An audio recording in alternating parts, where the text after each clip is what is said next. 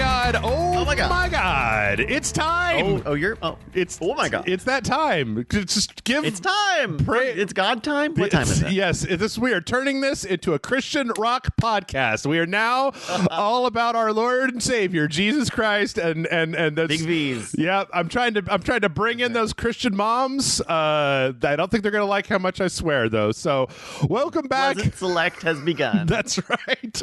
Welcome back, everybody, to the Rage Select Podcast. Here, Rage Select. I'm Jeff. I'm Bryce. Hello. And let's see, Bryce. We got so much to talk about this week, but I think we're gonna rip on through it. But before we get started, I have to ask, what have you been up to? It's been a little while since I've talked to you.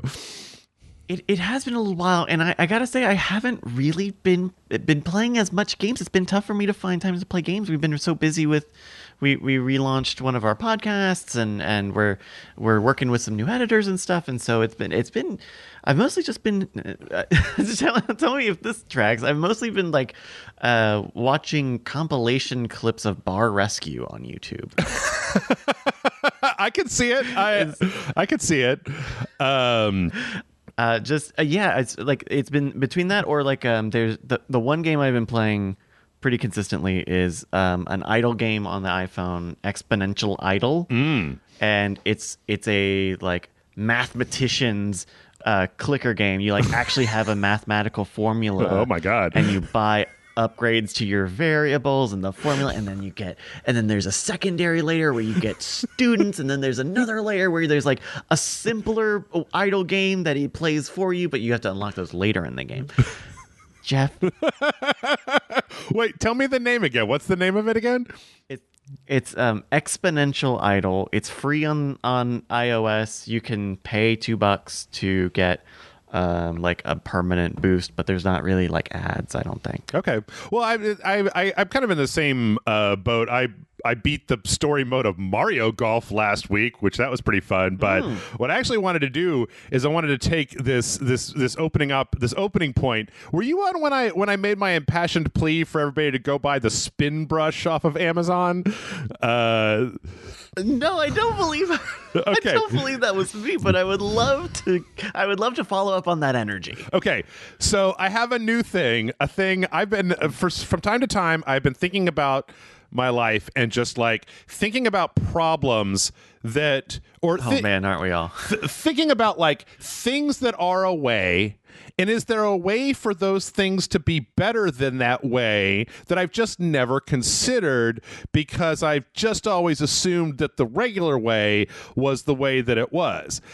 And so last week, you have been trusting the process, and now you are questioning the process. That's right. That's right. I'm a truth seeker. I'm a visionary. So I went online last week and I bought a thing that I really think that everybody should think about, especially people who live in our particular climates, which is a set of Snow Fox everyday insulated stainless steel beer glasses.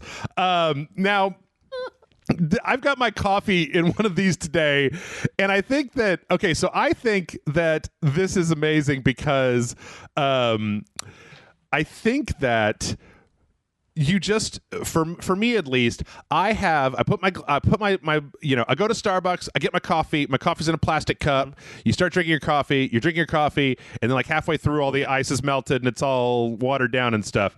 But like that it doesn't happen with these things. They're insulated. So like you put cold water in them and like 3 hours later, it's like it just came out of the fridge cold. Or like you put iced coffee in it and then the ice never melts. And I think that, the world is hot from time to time. Without going into too many things. So maybe it would behoove you to have a nice little thing that keeps all your cold drinks super cold for hours on end. So, Jeff, that is so funny because I very recently dug out this can koozie that my brother gave out at his wedding. Back in 2012. And I've been using it because it is so sweaty and hot outside, and I need to keep my cans cool. Yeah. And I've been considering getting an insulated thing or a jug thing, but I just recently got one of these blender bottle things for workout stuff, so I probably don't need another bottle. I don't know, man. Like you can get a little sippy top for these, so that it's just like one little opening. And I gotta say, like, it's amazing to me because today I went out for lunch and I got iced tea at my local sandwich shop, and like by the time I got home, half the ice was melted just like from the car ride. And I was like, Jeff, you got to turn the AC on, buddy. I did. But no, I think everybody should buy one of these insulated things. I'm not like, go find your own bliss. Like I'm not getting. Do you have a promo code? No, do you have a promo code? No, or a link, an Amazon link? No, I'll put an Amazon link if people want. But like, they come in a variety of colors and they're pretty cool. And they've got like little highball glasses and they got like regular ones. I just got the beer ones to put. Oh, they have highball versions? Yeah. Ooh. Yeah. Oh, okay. So they got these little ones, cocktail. They got a cocktail collection. They got all kinds of crazy stuff. So, so yeah. Because also I watched that new Gundam movie on Netflix last week. Gundam Hathaway. How is it? I feel like Gundam. I'm sorry, that was a really jarring transition, but I there was like I had these things in my head that I wanted to talk about. I talked about the cup for I think way too long. But I feel like I don't know if you're a fan of Gundam at all, but I feel like Gundam comes in two flavors, and one is like an action flavor, and the other is like very metaphysical, philosophical with like one robot fight, and that. Okay. That Gundam Hathaway on Netflix is very much that second part where like most of it is just it takes place in like a hotel. Like yeah, there's some action to it, but it's not exactly like a slam bang robot blowing up spectacular. It's a lot more like it really would behoove anybody watching that politicking, dramatics, and to know like what happened in the previous Gundams and stuff like that. So but it was good. And then I watched one episode of that stupid Resident Evil thing, but I'm not watching any more of that because it was really bad. I know it recommended it to me. I think it recommended there was a Resident Evil thing in the it recommended that's it, Resident Evil, and I want to give it a shot, but because I've not seen any of them. Yeah, I've only seen a few of the Resident Evil movies, but they've all been terrible. I mean, like the live action ones were pretty bad, and I love them, but they were pretty bad. And then the animated ones were pretty bad, and then a lot of the games are pretty bad. Like there's actually a pretty big ratio of bad Resident Evil media out there.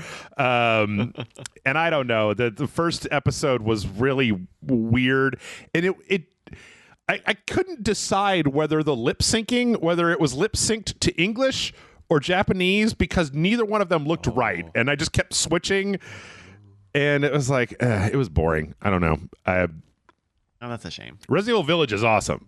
That Resident Evil TV show seems like it was really boring now. So, but yeah, Cups and Resident Evil, and I have an audiobook as well. I was listening. Okay, here we go. I don't normally listen to audiobooks, but on Grant Davis's recommendation, or he mentioned it, I downloaded on my Audible subscription. I downloaded Hail Mary by Andy Weir, was the guy that wrote The Martian. And it's another big space thing. I wouldn't want to say too much about it because it's got some nice twisty turny kind of stuff, but basically the first chapter is basically like they find out that there's this interstellar parasite that basically like goes to the sun and eats radiation and then goes to Venus and breeds and then goes back and forth in these little microbes. And like the result is that Earth just ran into the highway. Kinda, yeah. So they have to figure out like how to fix it basically because it's going to drop the amount of heat coming out of the sun and kill all life on Earth. And so there's a Hail Mary gets put together to fix the thing. But it's one of the few audiobooks that I've seen where they actually do a lot of really. I don't want to say what it is because it would spoil some stuff, but like there's actually some production audio stuff that's done that you would not get if you were reading it that actually comes off a lot better in an audiobook format than it would in just reading it format. So, but that's cool. Hey, that's cool. Yep. All right. News time. We've been waiting for so long, and last week we finally saw the new Nintendo Switch. Switch Pro, 4K, mobile gaming. Here we go. We all knew it's going to be HDR. It's going to be a million buttons. None of that. It's just a better screen and a better dock, a better kickstand, slightly better battery, I believe. Maybe. Okay, so maybe better battery. Well, I think the thing is that it's got the same amount of battery life as an existing Switch, and so with the OLED screen, I think that means the battery's a little bit better. But yeah, it's basically just like a brighter screen, a better kickstand. It's a hardware refresh. It's like, I feel that we've gotten into this situation with the PS4 and the Xbox that people forget that we used to do a hardware refresh that had nothing to do with the actual internal components. It was just the PS2 Slim, the PS Lite, or the Xbox 360 Elite, right? Built-in HDMI port type of thing, right? The One S. Well, I mean, the one. Yeah, no, the One S. The one, sort of, right? I mean, the One S is a different hardware set than the. No. Oh, no. The One S has a It doesn't have a optical drive, right? Or. One of us should know the answer to this. Probably. But we're on the same page. Like, yes, yeah, like especially Nintendo has made hardware refreshes constantly. There's a good graphic on Twitter I've seen of all of the Nintendo, all of the Game Boy portable games and how many iterations you build. Yeah, because the Game Boy was like, I mean, or Game Boy Advance, right? There was the Advance and the SP and the Micro. That was the thing. Right. But the DS, DS Lite, DSi, new, or the 3DS, the 2DS, the new 3DS. Like, there's asterisks in there, but hardware refreshes do happen, and this makes sense. Put a nicer screen on it. I like that the kickstand is like, that's a good looking kickstand. It's not just the flimsy little piece of crap that's on there. Now it looks like it's full width. It looks like a right. Yeah. Having better speakers it sounds good. That's a part of it. So yeah, if like this is for people who don't have a Switch yet, I think. Yeah, I think that. So the thing is that it's interesting to me. Like, I've thought a lot about this, and I'm not gonna lie, I'm a little disappointed because there have been some. I was talking about on last week's podcast. There's some of these Nintendo Switch ports and some of even the new games that come out, like that new Monster Hunter Stories game that came out, like, that are really pushing the boundaries of what the Switch hardware can do. And it would have been nice to have something that was able to run, that version of The Witcher 3 in a slightly better, more consistent frame rate, maybe a little bit more detailed type of thing. It would have been nice to have some more hardware, not necessarily for like first party Nintendo games, because, I was playing Mario Golf all week. Mario Golf plays like fucking silky smooth butter. It's just wonderful. But not all of the ports that they're trying to get kind of shoved from the last generation in, or even some of the stuff from this late last generation, early this generation onto the Switch, it doesn't always come through without. Sometimes the hardware is a limiting factor, and you get weird stuff like, well, Michael was pointing out the Mortal Kombat 11 port, the backgrounds don't have any animation, and like, there was the Doom port that was kind of low resolution. I know that Control was just straight up a Google Stadia thing on the Switch, right? Right. So was one of the Resident Evil games. A couple of those had a similar cloud-based thing. Maybe it was in Japan, but that was one of the first ones that they had announced. I think 7? It was Remake 2. Maybe it may have been 7 or Remake 2. Okay, but it's kind of strange here because I feel like we already kind of had a hardware refresh in the Switch Lite, right? Because it seems like with the screen that this is more focused towards people that are going to be using the system on the go as a portable system. And I feel like they already kind of had a refresh that was a little bit more focused towards people that want to use it more like a handheld and less connected to the dock. But this literally does nothing if you're playing it on the dock, like outside of the wired LAN port, I guess. But I bought the adapter for that thing, so. I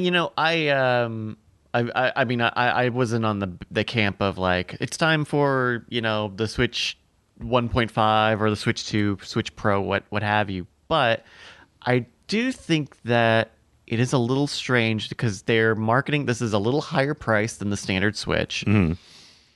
I kind of thought one of the easy things that they could do to kind of sate people would be to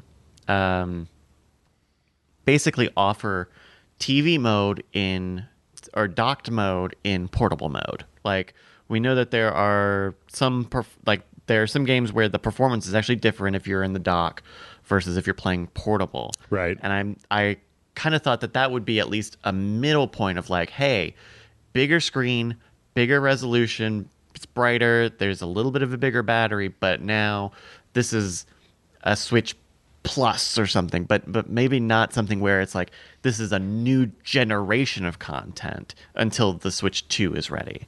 Like I thought that would have been a middle ground so we don't have another DSi situation. Right. Well, I don't know. It's weird because I listened to the audiobook a few months back on Nintendo and the whole development of Nintendo kind of from inception, and it seems like in that context this makes sense where Nintendo has this really like Nintendo is I feel like it has this very specific focus about the hardware's impact on the end user, and I think that they really don't want to get into a position where it's like, well, this game runs they don't want to be in a cyberpunk position where a game that comes out for the Switch runs like crap on the old one and then runs well on the new one, because they should look at yeah.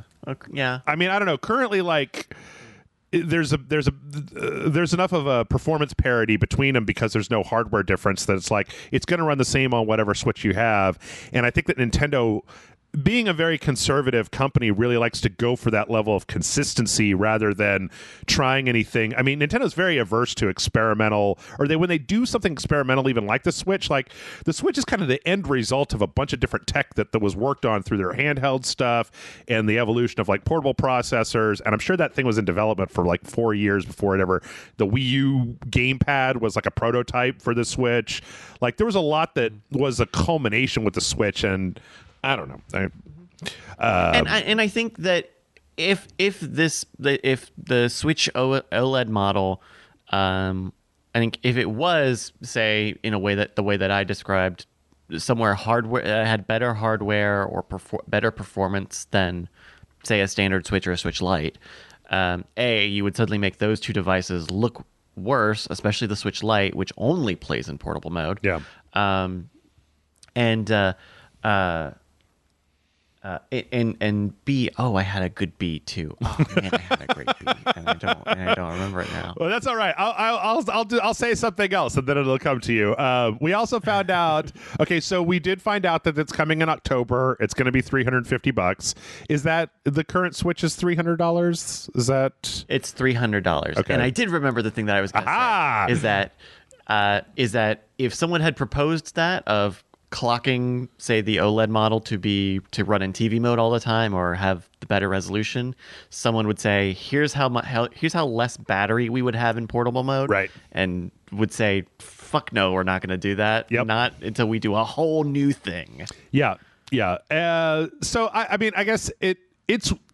This is the other part of this is the fact that like we all did this to ourselves. There was this rumor that got started. Everybody was like, I can't wait to see that new Switch. It's going to run all my Switch games that much better. And it was like Nintendo never said it. In fact, this is one of those times where Nintendo was like, no. And we were like, that's just what they would say. If there was a new Switch, they would say there wasn't one. The way that Nintendo acts by keeping surprises and lying to people. Yeah.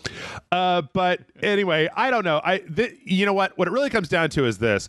I am not going to buy this even a little bit. I play my Switch 99% in the dock. Like, there's nothing about this that would be a reason for me to. Like, it's literally no reason for. I bought the wired adapter. I can wire my Switch up for LAN.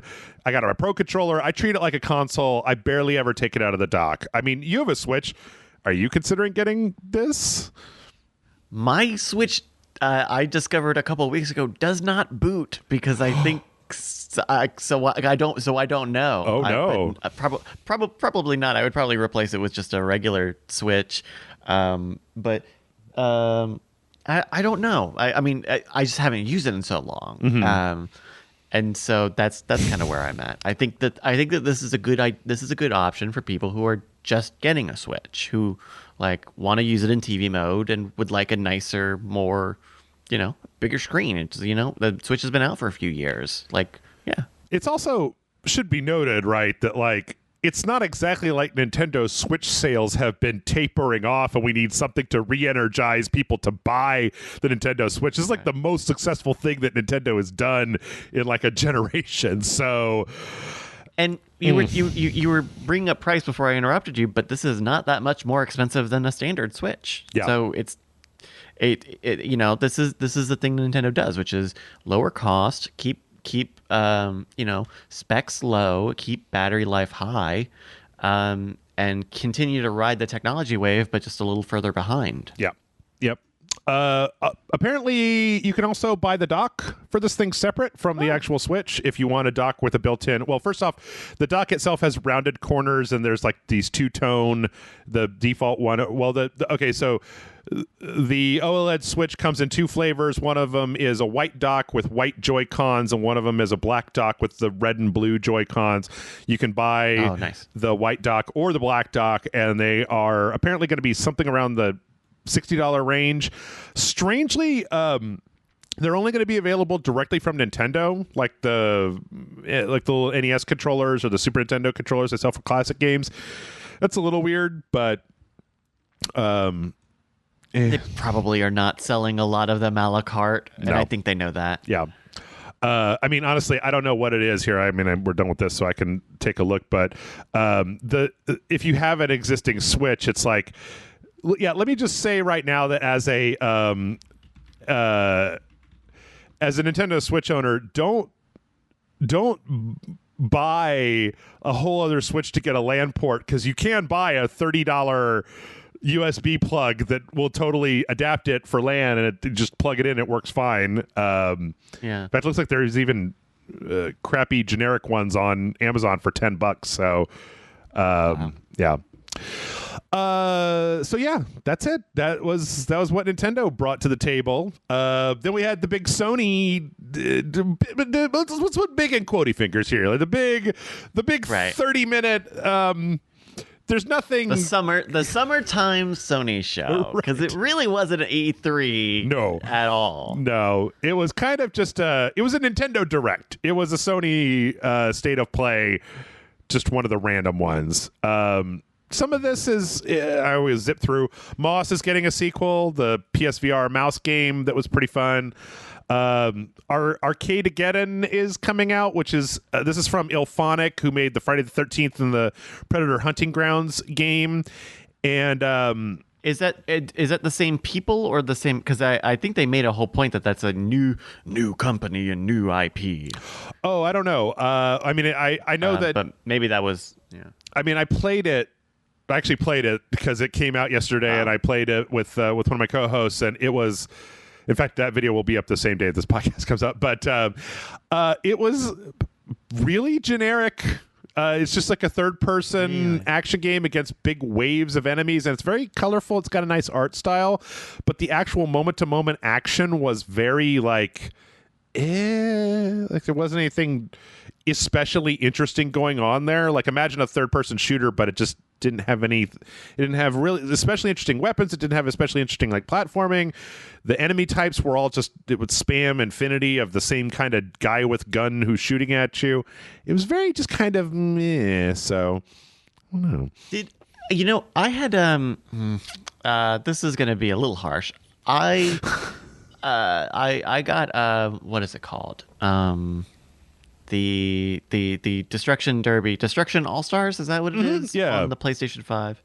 I got that for free as part of PlayStation Plus. And I think that that's the right price for that game. I think it's a fine game, and if I really wanted to get into it, there's different heroes and stuff. I kind of felt like that. Do you feel like that is what you took away from Arcade Again? That it's Yes. a good like value or free to play game or platform? Yes. It's right now. It's one of those things where like it's in early access on the PS5 for $20. But I think I even said in the video that we did for it that it would not at all surprise me if this is one of those games where you can pay to be in the early access program as like as a founders edition. But then like when it fully goes into release, it's either going to be on PS Plus or it'll just be straight up free to play. Because I was talking about in the video, like there's a whole, I've been coming to grips with the fact that there is a whole market of people that want to play Fortnite style online light shooters with friends that I have no interest in that kind of game whatsoever. Like, I don't want to play those games. I don't want friends. I don't want colors in my life. Like, but And they definitely went out of their way with this trailer to make it look like fucking Fortnite. Yes. Like, It including like looking like they have custom maps and a lot of the like creative mode stuff that Fortnite or Roblox have.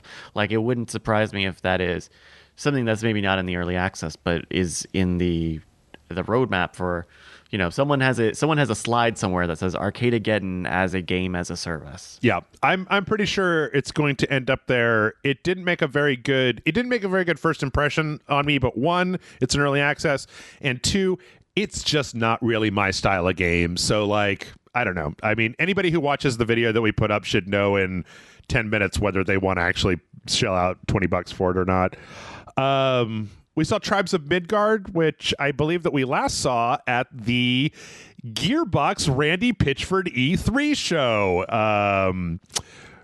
Oh, I was so confused watching this because they were like, we're going to show more Tribes of Midgard. And I was like, what the fuck is, what? I've never heard of this. And now you're telling me about your season content? What?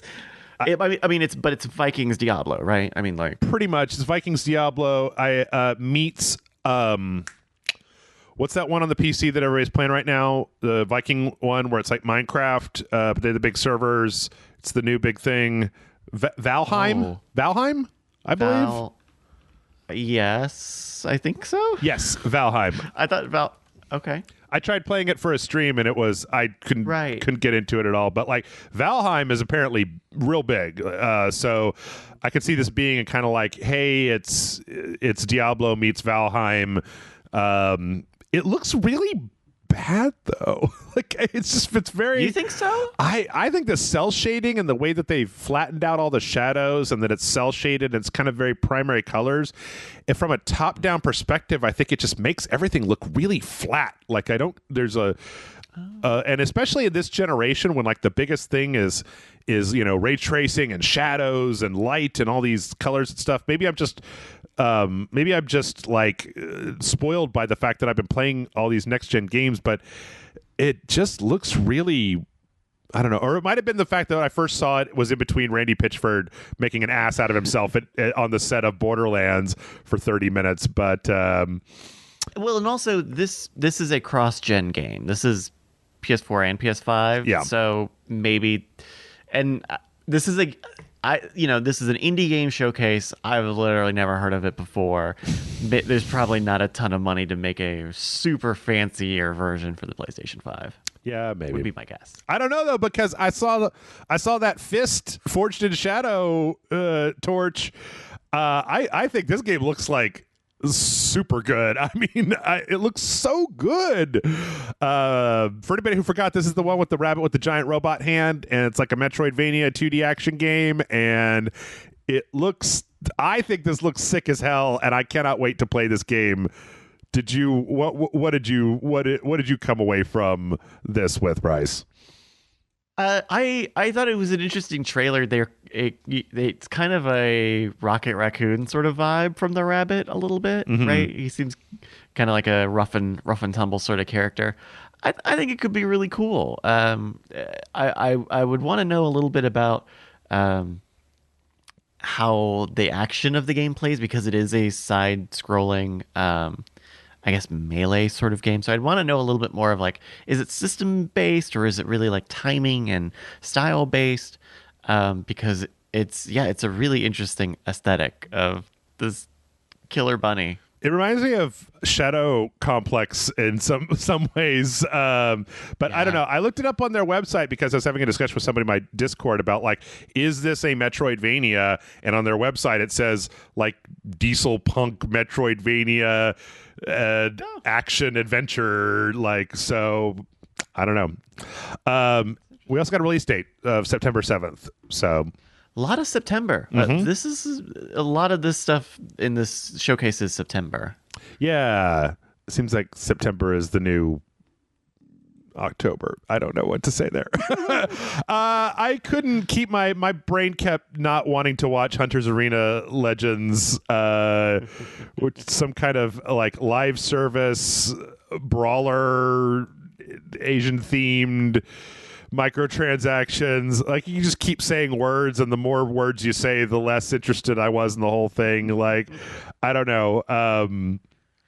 They didn't do a good job of selling the loop of that game, right? Or maybe it's just because it's exactly what you think of when you hear of a melee battle royale game. Because there was so much. I don't know. It almost felt like this is a game that I guess it is in early access already. So maybe, but it just, the way that they presented it made it feel like one of those trailers that feels like, join our already bustling community of our live service game. But none of this. There's not a spark here, right? Like, it looks really nice. The fidelity, the character models, and the cosmetics are cool. It kind of has like a Black Desert Online sort of. Almost realistic sort of a style, but I don't want to slash people in a battle royale. I don't think, or you didn't convince me. I'm very same. The one thing though is I think there was also the part in the trailer where they were just like, come to our community with 1,000 players in our beta, and then maybe you could dress up the way that you want to, and it was like, all right, look, just leave that for later. It's gauche to talk about the microtransactions when you're trying to sell me the game. Like, well, and they did finish that trailer saying it would be one of the PlayStation Plus games in August. Right. So do not buy this game because we will be giving it to you for free in about a month. Thank you. Yep. We got a new trailer for Sifu, which is the brawler from the makers of Absolver, which I was absolutely 100% in love with. This is the one where every time you die, you get older, and so it's a timer on like the number of deaths you can have, because the more times you die, the older you get, but you still stay strong. But if you die too many times, then you just die of old age. And I don't know how that's exactly going to work, but I loved Absolver, so I'm definitely willing to give it a shot. Oh, see, I assumed that the aging up that he would, like, the character would actually like get stronger as he aged, at least to some degree, because he starts off pretty young. But I think that makes more sense, I guess, of being like your I don't know, your life counter in a run based game. Yeah. Weird. I thought this was more, well, I guess I don't know what this is still, but I thought this was more of a story game and not a run-based game. Well, I don't know. Or a linear game, I guess. I don't know. Yeah, I'm not sure exactly how it works. I mean, I think that's like when they talk about that mechanic, then I think the first question that everybody has is like, okay, well, when I die of old age in your video game, do I have to go back to the beginning? Do I go back to the beginning of the level? Are there levels? Or is this, as you said, is this a procedurally generated random, roguelite game where I'm going to be taking the age points from this run and putting them into kicks for the next run? Like, right. It looks interesting, but there are a lot of questions about the mechanics that I feel like could stand to be answered in a little bit deeper dive. Speaking of deeper dives, Jet was announced at the original, I think this was the original PlayStation 5 they talked about this. The Super Brothers Sword and Sorcery, those guys, their next game was called Jet Far Shore, and it was unclear. It was some kind of like, oh, we're on a spaceship, and then there's this kind of top-down flying around stuff. They talked more about it, and this is No Man's Sky. This is No Man's Sky. It kind of looks like it. I watched it. I thought, is this gonna eat like some of Starfield's lunch? Right, like you're going to planets. You're not really. They made a point to say like you're not really like trying. I think specifically about No Man's Sky, they said it's just not really like resource gathering game. Yeah. There's some combat, but you're really not, putting currencies into currencies and building currencies on top of it looks cool. I wonder how is this a huge, big procedural thing, or are there limits to this yet? I don't know. It's fascinating. It's a good question. I mean, I'll be real honest with you, is I kind of started to tune out when they talked about how it's like, well, you don't have any weapons. We're looking to conserve the native life. If the native life comes after you, you could deal with it. When they said deal with it, I saw like activate shield, boost away from, and I'm like, okay, so I had this problem when No Man's Sky originally was pitched where I was like, so what do? Do you go and look at stuff and then fly somewhere else and look at more stuff? And like, I'm kind of getting the impression from this trailer that that's what you do in this game, is that you fly to places and look at stuff, and then it's kind of like a contemplative, what does it mean to go in search of a new home in the galaxy? And I'm like, I need something to shoot. Or I don't know. I mean, maybe it's not procedural. I mean, I guess, they don't really talk about what the scope of the game is. We see a lot of different planets and what seem to be pretty scripted or set up events. So maybe this is more linear than we expect. There's one bit in the scene or in the trailer you can see where there's like a timer. Why would you have a timer unless you really only had so much stuff on this planet and you needed to get people going and going and going. Yeah. Which I think is a good sign. I mean, I like No Man's Sky for what it is, but I don't like it for its story. I don't think it's a good story. I guess that makes for an interesting question, is if there was a No Man's Sky that had a really compelling story to pull you through, because the problem with No Man's Sky is it was like, well, there's not the action when it launched. I should definitely say this is when it launched. It's like, well, there's not really much of an action component. Like you're not having like thrilling gun battles. The story was very obfuscated. You couldn't talk to anybody because the language is all, you had to take a million years to learn the frog guy's languages. So like, if you had something that had a compelling narrative, would that pull you along? Sorry, I didn't mean to cut you off. No, and the other thing was like, right around launch, people did finish the game, or they got to the center of the universe or whatever, and happily reported that there was nothing on the other side of the rainbow. It was just, you get to do more of this. And again, that was at launch. I don't know. I know they have added some bits. I know that they've added some story stuff to the game since then, but I don't know the extent to it. And so yeah, my assumption is that game has no story. There's some little alien guys, but there's nothing for you to do. Well, there's a lot of story in the Demon Slayer Hinokami Chronicles trailer. You said it. Do you do the Demon Slayer, Bryce? Have you done the Demon Slayer? It seems fine. I like the TikTok meme with the guy who sings the song about it. I think that I have nothing against it. I did not like this trailer at all.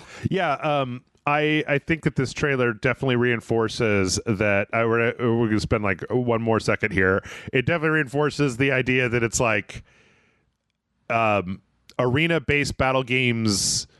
They're a good way to make an anime game, but I think they kind of blow when it comes to actual gameplay, because it's just these one-on-one fights that come down to, but they're not like Mortal Kombat fights. They're like less interesting than a fighting game fight with like deeply tuned mechanics. It's more of this like, I don't know.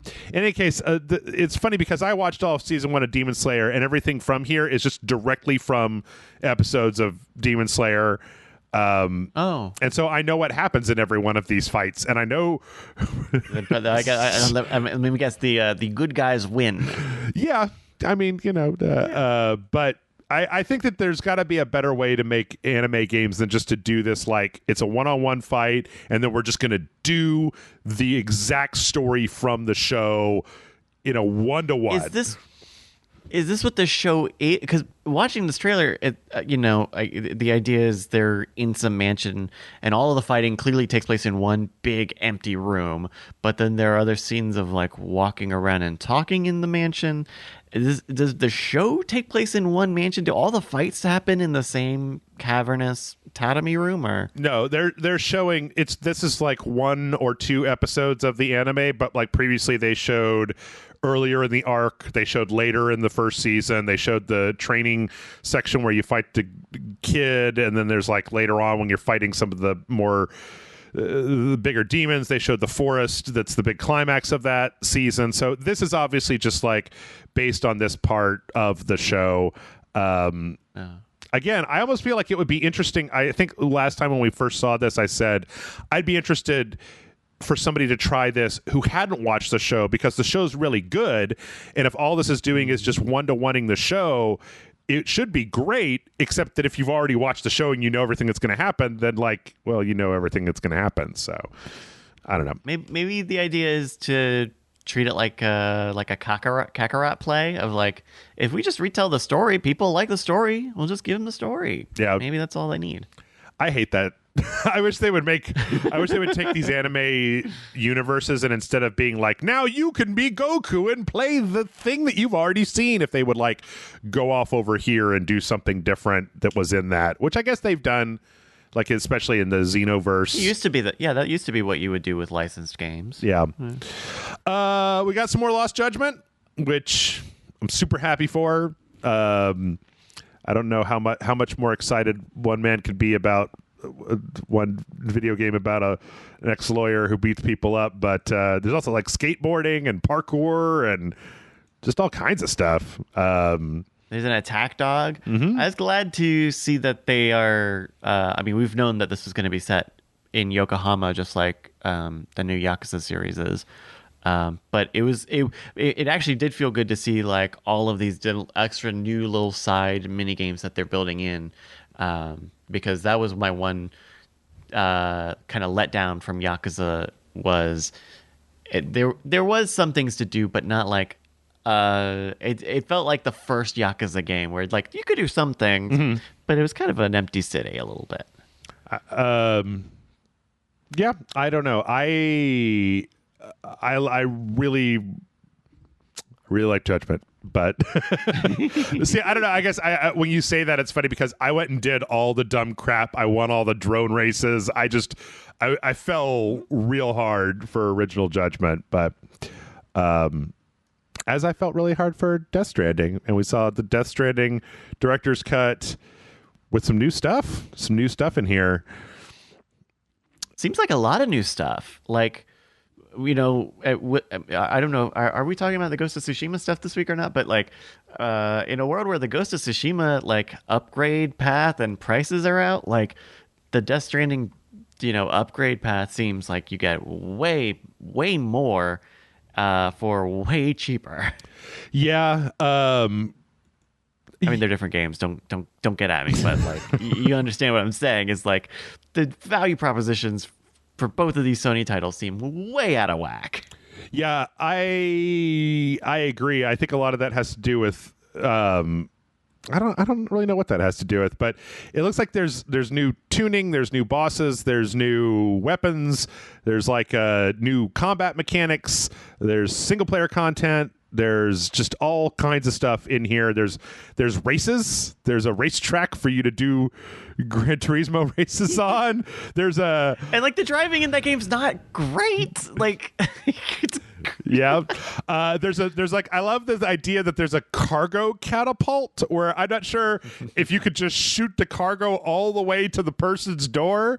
There's a little robot with legs that'll run beside you with a lot of cargo, or you can go and jump on his back and ride him around. A booster ramp, yeah. Yeah. There's like a little there's ramps. You could do ramps and jumps and I don't know. Dude, I'm gonna play this all over again. And the fact that they said that there's new story beats, story missions and stuff also helps. I mean, I think the story is fine. It's fine. But it does feel like something where I'd rather have more of it than less, because it is kind of, weird, wacky Kojima stuff, but also a fascinating world, a fascinating post-apocalypse setting. Yeah, I think it'd be interesting to play. I almost think it's very strange that we all, or not that we all, but that we played Death Stranding in 2019, and then we skipped Death Stranding in 2020. The game where everybody is locked inside their bunkers and you've got to deliver Amazon packages to them. And now in 2021, we're okay to play Resident Evil or Death Stranding again, where it's like in 2020, where it was just like, it's a little too much here, guys. You're talking about you got to get on that social media network to reconnect America, and like, no, this is a little weird. I don't want to do it. Hey. And then we finished with Deathloop, with 9 minutes of Deathloop. Now everybody knows that I'm a big super fan of Deathloop. Bryce, you told me that this like kind of convinced you, this kind of sold you on Deathloop. Yeah, I never really got into Dishonored, so I wouldn't say that I have any brownie points for Arcane, but I thought this. I felt like I got all the sizzle already, which was, hey, here's a shooter time loop game, and also there's a counter assassin. But then actually seeing some of the gameplay and seeing a little bit of the logistics, feeling like, oh, okay, so like it is really going to be a run-based game, and you will have some method, some chance to make choices. But this is really it was stealthier than I expected watching it, and I don't know, feeling like I see what the shape of this thing is, and I think they sold me. Okay. Yeah, it was nice to see. I guess this is the first time. I guess I've played so many Arcane games between Dishonored 2, Youngblood, Wolfenstein Youngblood, and Prey were all Arcane joints, that I think that I like... that what we saw during this gameplay demo is kind of what was in my head when they originally announced this. But I guess that you can tell me that they hadn't really shown off like an extended, like there were pieces of gameplay inside of montages, but there wasn't like a let's watch somebody play this game for 10 minutes so you could see what it's going to be like. And that was what was helping out, or what helped you out here. Yeah, for sure. I guess I have played like 10 minutes of Dishonored or something, and I did like it. And so getting just a little reminder of like, oh, actually, like you have different options of how loud, how many tools you'll have, how much stealth is involved or necessary. And getting a good sense of the banter between the characters. It was certainly better than the fake like gamer chat they put in the Ubisoft demos. Oh yeah. But it felt like, oh, okay, so I'm kind of getting a little hint of these characters and their dynamic, because the woman he's talking to is the counter assassin, right? Mm-hmm. Well, she's also one of the targets. Like she's one of the targets, but she's also hunting him, because I think that the whole thing here.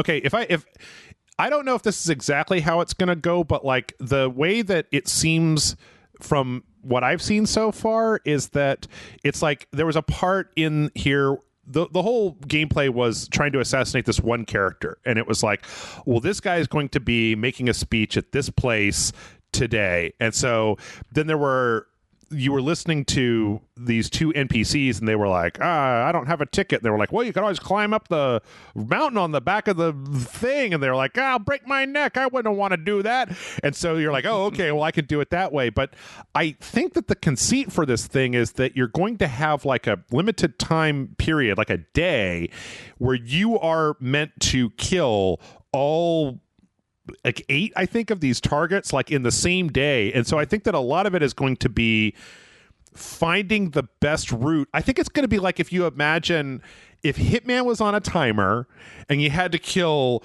multiple targets. And so you were looking for like, but then like the further you got down that run, right? Like the more tense you would be because, oh, I got 5 out of the 8. If I fuck up now, I'm going to have to go back and kind of do it all over again. But then the gameplay itself looks fun enough and interesting enough that you wouldn't mind having to go back and redo that again.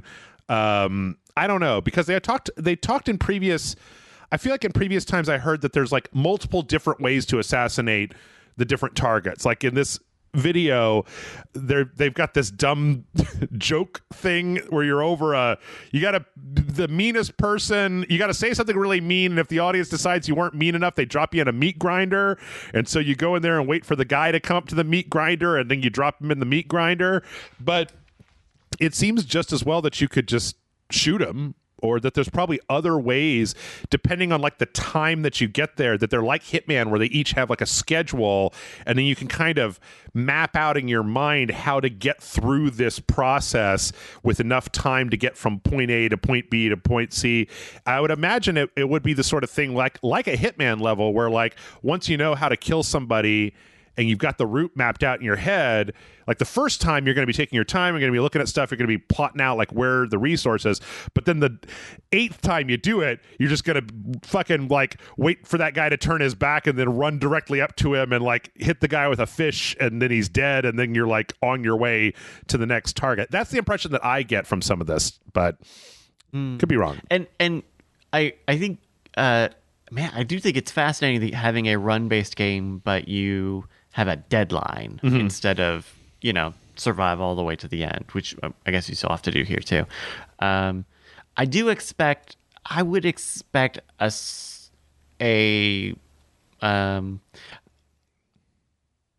don't think that this will be a truly run-based game.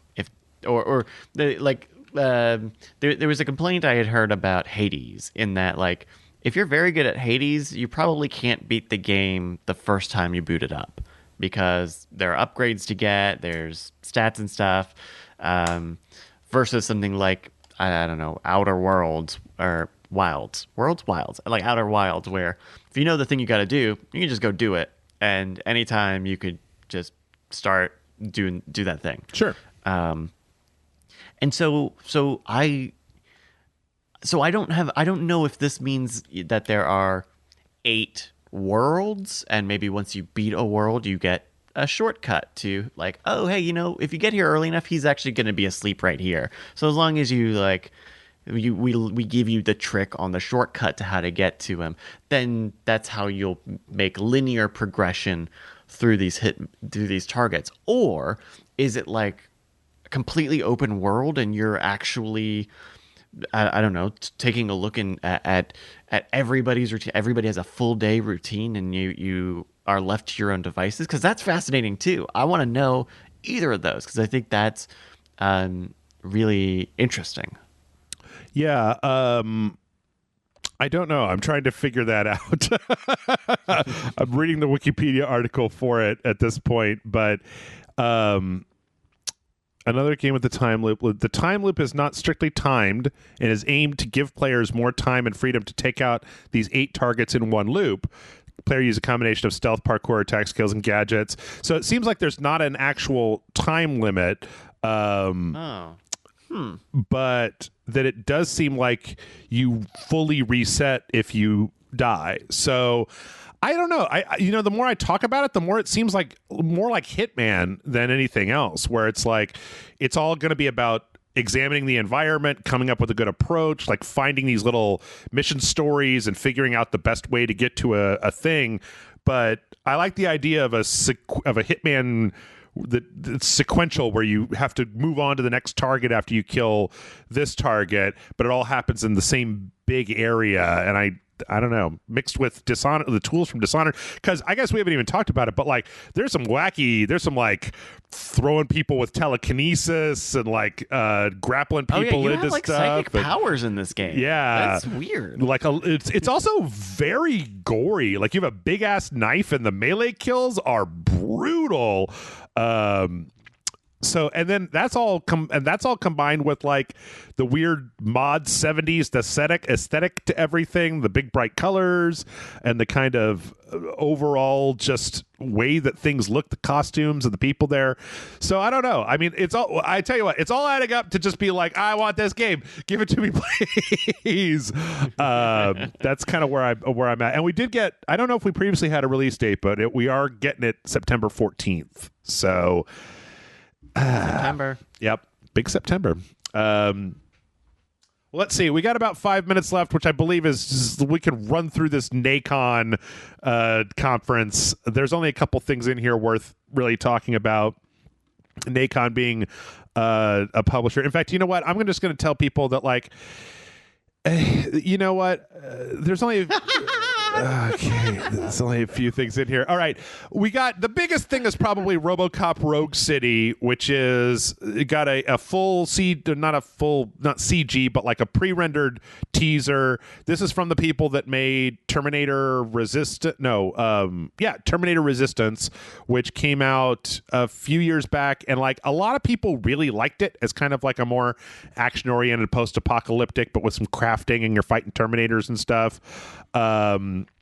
The trailer is literally nothing. Like, call me back when you've got some gameplay. It's just a title reveal. Yeah. Right. I don't know how many of these you actually watched because I didn't really point a lot of them out, but...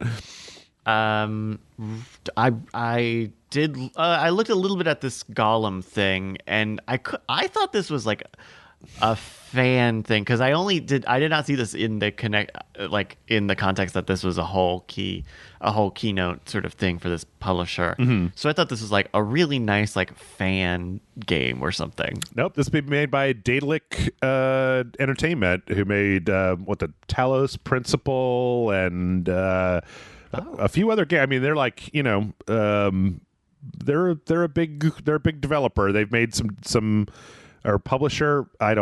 Maybe there's a development arm, but they announced this a while back, and it appears to be just like it's like a stealth game, and it's like some climbing and parkour and jumping, and the whole thing is like just sneaking around Middle Earth. Okay.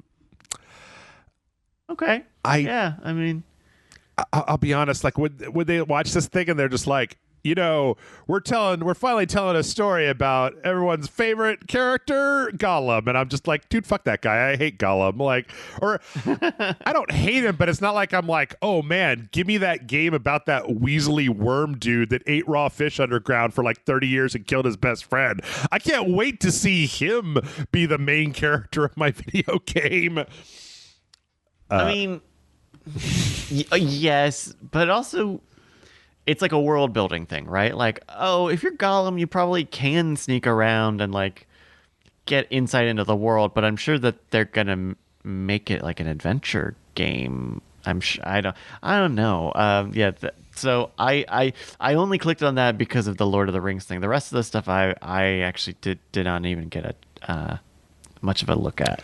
There were a couple things in here that I think are way more interesting than that. One was this Clash Artifacts of Chaos, which is made by the people that made and set in the same world as Xenoclash, which was a big thing a few years back that was a first-person brawler. But the thing is that the Xenoclash world is very, very crazy. It's very colorful. The characters are very interestingly designed. It's real weird, and a lot of people like that. It's been a long time since that came out. This one's going from first person to third person, but it still seems like it's kind of got that same Xenoclash style to it, which I think is really striking, very unique as far as the individual characters and stuff go. Ad infinitum is, I mean, I didn't tell Bryce to watch all these. There's like 100 trailers in here, and some of them are not great. But What?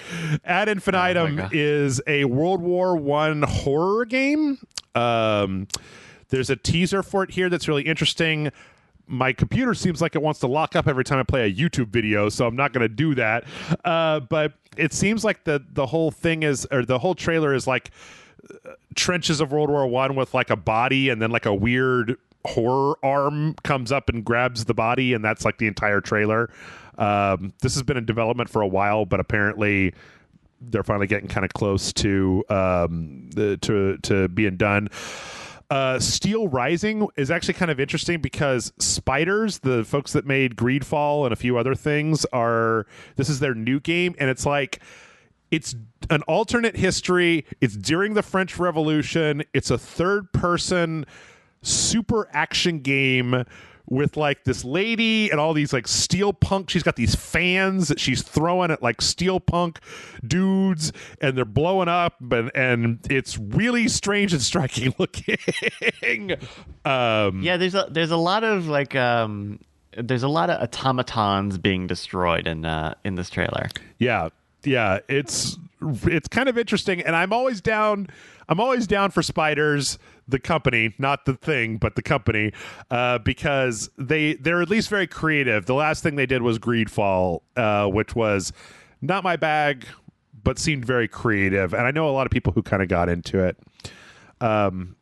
Outside of that, the rest of this was kind of whatever. Blood Bowl 3, we got a release date for Roguelords, which I think is kind of interesting. That's the one where you play as the devil. It's like a roguelite where you play as the devil and you're trying to dominate the world, but you get like Dracula and Frankenstein and like Bloody Mary in your party, and then you do a turn-based roguelite as the devil. We got a release date of early 2022 for that.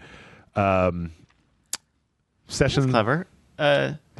Session's not out yet. When is Session coming out? Do you know when Session's gonna be done? This is an update. This was talking about an update, a new update coming to Session, but apparently it's still in early access, I guess. Yeah. And then I don't know. The rest of this is Test Drive, Rugby 22, Vampire Swan Song, Rims Racing. Like, yeah, okay, fine. I don't give a shit about any of that. But I do like some of this stuff. I just, everybody's got a freaking presentation, an hour-long presentation to watch, and I don't have time for all of those. So, yeah, that's a tough one. Yeah, and I think with that we're gonna take a break.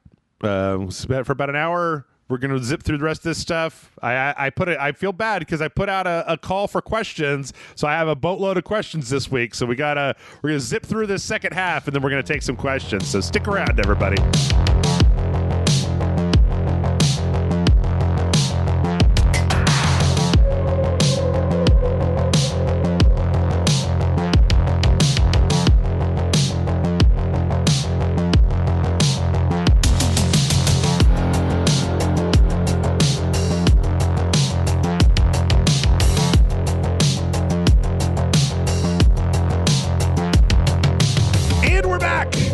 And in the break, I already showed Bryce, but I got the little sippy cup tops in. Listener, he is crazy for these cups. I love my insulated metal Snow Fox cup. I can't wait. So it didn't come with a lid? No, because it was just like for beer. You just put. You never put like a straw. You wouldn't want a sippy top for beer because you want to smell the beer when you drink it because it helps with the flavor. So yeah. Oh yeah, I mean half of taste is smell. We know that. Mm-hmm. That's why you always want to pour your beer into a glass instead of drinking it right out of the bottle, because when you drink it out of the glass, your nose gets in the glass and you get a bunch of smell with the beer. I learned that from the beerist John Rubio. So there you go. When I was a kid, my dad always used to say that you have to pour the beer into a glass to let it breathe, quote unquote. And then he's right. No, he's about right. Yeah. Yeah, but that's all he said because he's a real like kind of snarky son of a bitch. And then like years later, I was like, actually, there's a good reason because of the nose thing. He's like, yeah, I knew that. I was just being funny. And I was like, well, you told it to me when I was like 8. So I thought that's what you actually thought. All right. Let's zip through some of these newses. We got the newses. So it has been leaked that apparently the next Assassin's Creed is going to be a live service game called Assassin's Creed Infinity. This is officially this might be the last pound of the Van Helsing wooden hammer into the stake of the heart that is my excitement for Assassin's Creed, because like goddamn, they've been pushing me out of this, pushing my interest away for this game for a long time, with like first moving it to an RPG and then making them a gajillion hours long, and now it's like, oh, now it's going to be a live service, and it's like, cool. I can't think of anything worse than to take this really like super narrative structured game and make it into like some kind of live service slog that you got to go through. But I don't know. I mean, in a world where like Destiny is still like a game, like people do have space for looter online live service games right now, right now. And we know Ubisoft has a lot of people all over the world who can work on these games very quickly. So it makes more sense to me when I reframe it as they are going to do an Assassin's Creed World of Warcraft, right? Like maybe it's a monthly subscription, or maybe you pay for expansions, you pay for time periods, what have you. And because you have some framing device of, oh, well, we've got this new version of the time machine gene thing, whatever. Now you can go back to all of these crazy places, and it can look like your character because it's your ancestor. And so it makes sense. It makes sense. But the strangest thing was that it was announced like right after Jason Schreier leaked it. Oh yeah. I don't know. See, the thing is, I guess one of the main things that's been stopping me from some of these Assassin's Creed games is just how long they've gotten, especially with Valhalla, which, as I understand, is something like 80 hours long. And it's like, the last thing in the world that I want was to turn a game that I wasn't playing because it was too long into a game that is infinity long. And I just wonder whether we're actually going to end up reaching a breaking point with these games where, like, because the bottom kind of dropped out of the MMO market, the bottom dropped out of like the MOBA market, right? There comes a point where people want to these types of games specifically, like not single player focused like beginning, middle, end games, but these kind of infinity games where like you can't, they come and go. Well, yeah, or that with a game like World of Warcraft, with a game like a MOBA where you're supposed to just play it over and over again, everybody can't be playing all of the infinity games all of the time. Like you kind of have to pick one and then stick with it. And so the more of these types of games that come out into the market, I feel like the less return you're going to get, because I mean, in this case, Ubisoft is almost competing against themselves because they've got that Division free-to-play kind of multiplayer games of service game that they're going to be putting out. And actually, there was a story a little while back when they were doing their big shakeup where it's like they want to focus more on this for like everything. Like Rainbow Six Siege is already kind of an Infinity game. You got a new Division Infinity game. Assassin's Creed is becoming an Infinity game. We literally called Assassin's Creed Infinity. Like, I was playing Watch Dogs Legion, and it sucks. And I played it, but it sucks. I don't know. Whole other story. Okay. But the idea that if Ubisoft makes all of their games, like it used to be that I would buy a Ubisoft game, I would play it, I would finish it, I'd be like, that was good, I got my $60 worth, the end. But the idea that it's like, I don't know, you just have to pick which flavor of Ubisoft forever game you want to play, I don't know, it makes me really cynical because it moves away from what I enjoyed from them in the first place, which was narratives that I could get through in a week or two and then be like, I liked Assassin's Creed 2.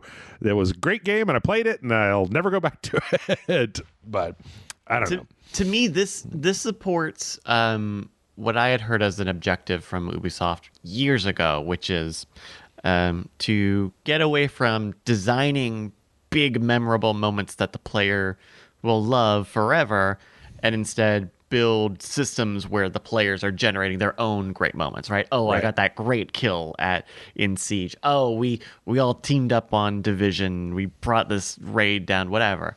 And I think that this is just like the natural progression of that, which is like, let's make a game where, maybe we've got a narrative thread to go through, this time period, what have you, but either get people on a battle pass, because there are people who are super into Assassin's Creed and would maybe pay for a battle pass, or have it be a monthly subscription thing with an expectation of this season we've got the French Revolution, next season we're doing, the American Revolution, and call those seasons whatever, a year and a half, however long, and build them into a platform. The Ubisoft's confirmation thing does not confirm that it is a live game. It's just a lot of personnel and saying that a lot of their studios are going to be working on this. There's two Assassin's Creed studios that have been kind of switching off Call of Duty style, and the announcement was that they're going to be basically merged together and to be this one big team that is working specifically on this particular project. Right. Yeah, I don't know. I don't know. I think Ubisoft has been making these types of games now, these structured games of Infinity games, for long enough now that I think if they need to do something out of the box for Assassin's Creed, that they've got the experience to do it, right? Because they've had the Club and Steep, or not the Club, the Crew, the Drive. The crew. Fuck me. The Crew. Right? But they've had all of these different genres of games, trying to find how they can be online or multiplayer enabled live type games.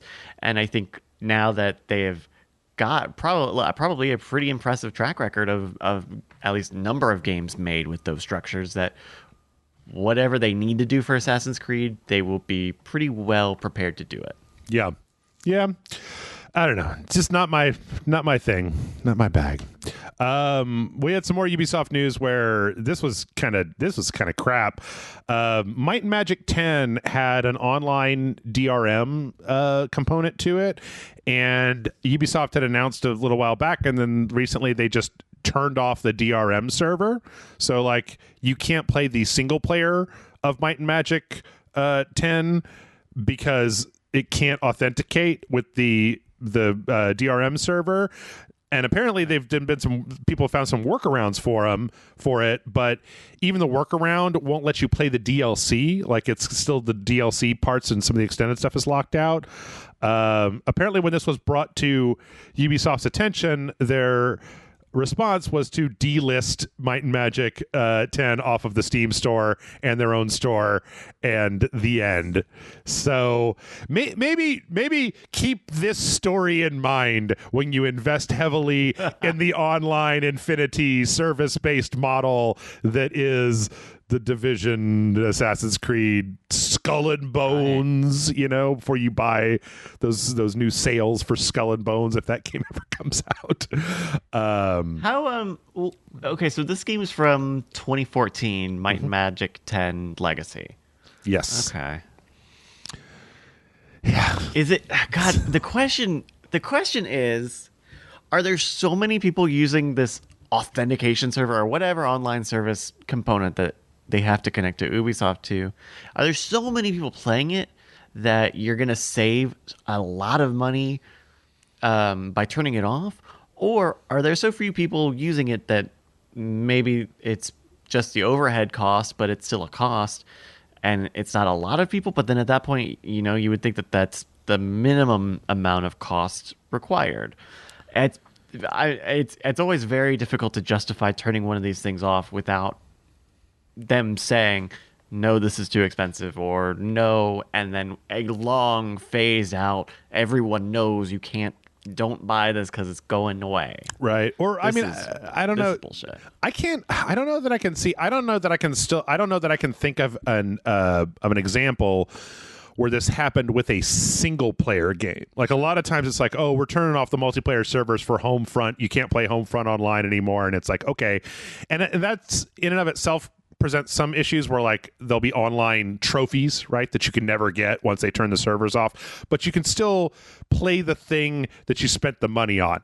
Now, regardless of any other questions, I think that the thing that's become very irksome with this is like, if you paid money for this game, unless you were willing to do hacking workarounds for it, you paid money for this game, you can no longer play the game. Like, they turned off your ability to do the thing that you paid the money for, and whether you decide that you want to play the game from 2014 like tomorrow or in 30 years or whatever, like, you still bought the thing with your money, and the idea that you can just turn that off and that there's not really like a good like, it seems like the sort of thing that you should really bring up with like a consumer affairs bureau or something like that. Like, if the dealership could just turn my car off because they decided it wasn't worth supporting Honda Civics anymore, like, I would be pissed. I'd be like, hey man, I fucking paid for that. Like, you can't just absolutely take it away. Like, yeah. So, I mean, I guess you can, because I'm sorry, go ahead.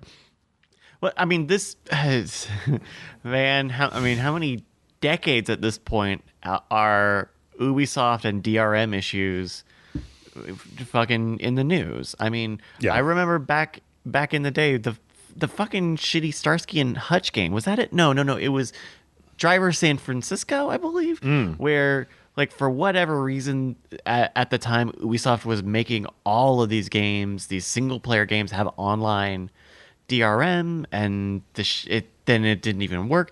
Like, man, is this not the part of Ubisoft that I was talking about when I said that they have experience at doing this well? Yeah. Let's see. We had another report this week about, actually, this came right before I did the podcast last week, where there was okay. There's a story, there's an update. The original story was that there's this company called Player One, Player, capital WON, that wants to bring TV-style ads into games. Now, and that they had signed commercials. Yeah. I mean, think of basically, from reading this article, what it sounds like is, when you're playing a mobile game and it makes you watch a commercial before you can play the game, right? That it's that, but on consoles, and that this company, Player One, signed deals with EA and Hi-Rez Studios, who make Smite. Now, EA came out and issued a statement that says, I'll just read it. Following incorrect reports suggesting that we are looking to introduce TV-style commercials into our games, we wanted to clarify that in-game advertising for console games is not something we're currently looking at or have signed any agreements to implement.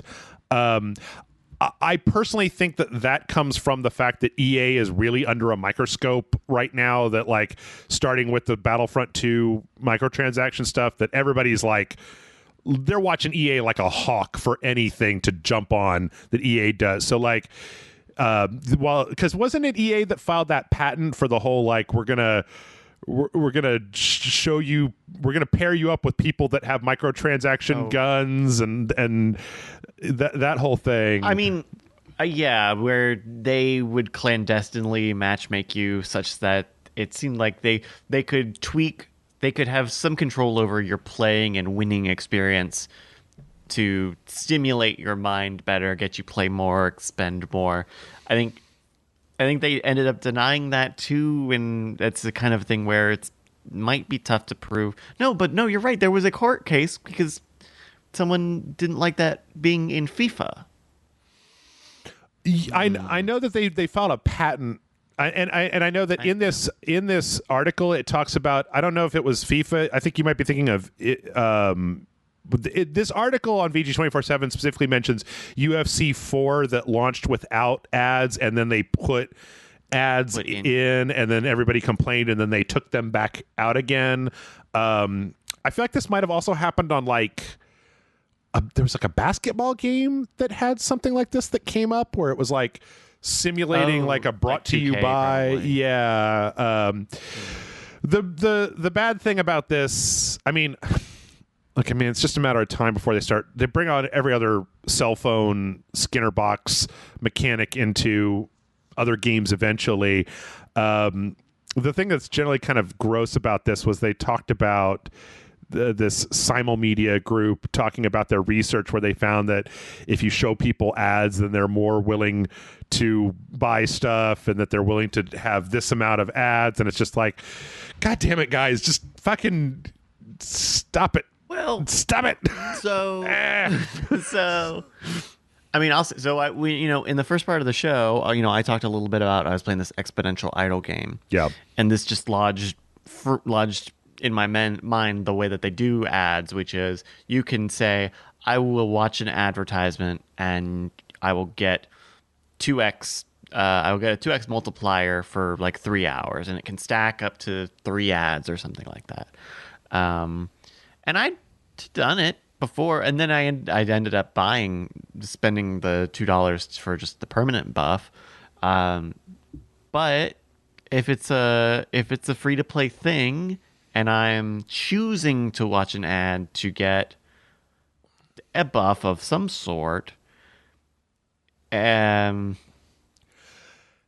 I'm okay with that. I'm okay with the option, and I think EA would love to have an option that is friction free like that. That is completely opt in. If you want it, we'll give you some I don't know, Apex coins or whatever they use, but I don't immediately know if it's the same thing as the UFC thing where they did put in graphic ads and integrated sponsorships. Yeah, I guess the thing that always comes down to for me is that there's like I kind of feel like if you didn't pay money for a game, like if a game is free to play, in my opinion, kind of at this point, it's like all bets are off. You can do whatever you want to. You can make me watch a 20-minute fucking timeshare condo advertisement because that's how I'm paying for this. I didn't pay actual money. I'm paying with my time and my attention. But the place where it starts to get like bad for me is any time that it's in a game where you actually paid for it, like the UFC example where you paid $60 for a game and then suddenly here's an additional revenue thing on top of the revenue you are like. I wish that if they keep talking about how it's like, well, we need this to support the development cost of next gen games, and I'm like, well, if you already raised prices, right? Off. And I would even be more interested in like if there was a version of this game that cost $10 more where you would leave me the fuck alone. I would pay the extra $10 if I knew it was if it was a big game and I was going to be playing it for a long time. I'd give you an extra $10 to just leave me alone, take that shit out, let me play the game the way it was intended, and not have to be bugged. So, yeah, the problem is that that's a product whose audience will work against the moneyed interests. For like, if you play enough, if you played enough UFC 4 where the ads were such a hassle and you knew you loved playing this game, if you spent $10 to get rid of ads, then you're the type of player who more than likely would have been worth more than $10 sure to do that. Meanwhile, like if you're a casual player or you're only playing it for your channel or to review whatever, you wouldn't spend the money, and you're not as valuable anyway because you weren't going to play as long anyway. So it's weird. It's a strange proposition that doesn't work. That doesn't work for paid games. Yeah, like this. I agree.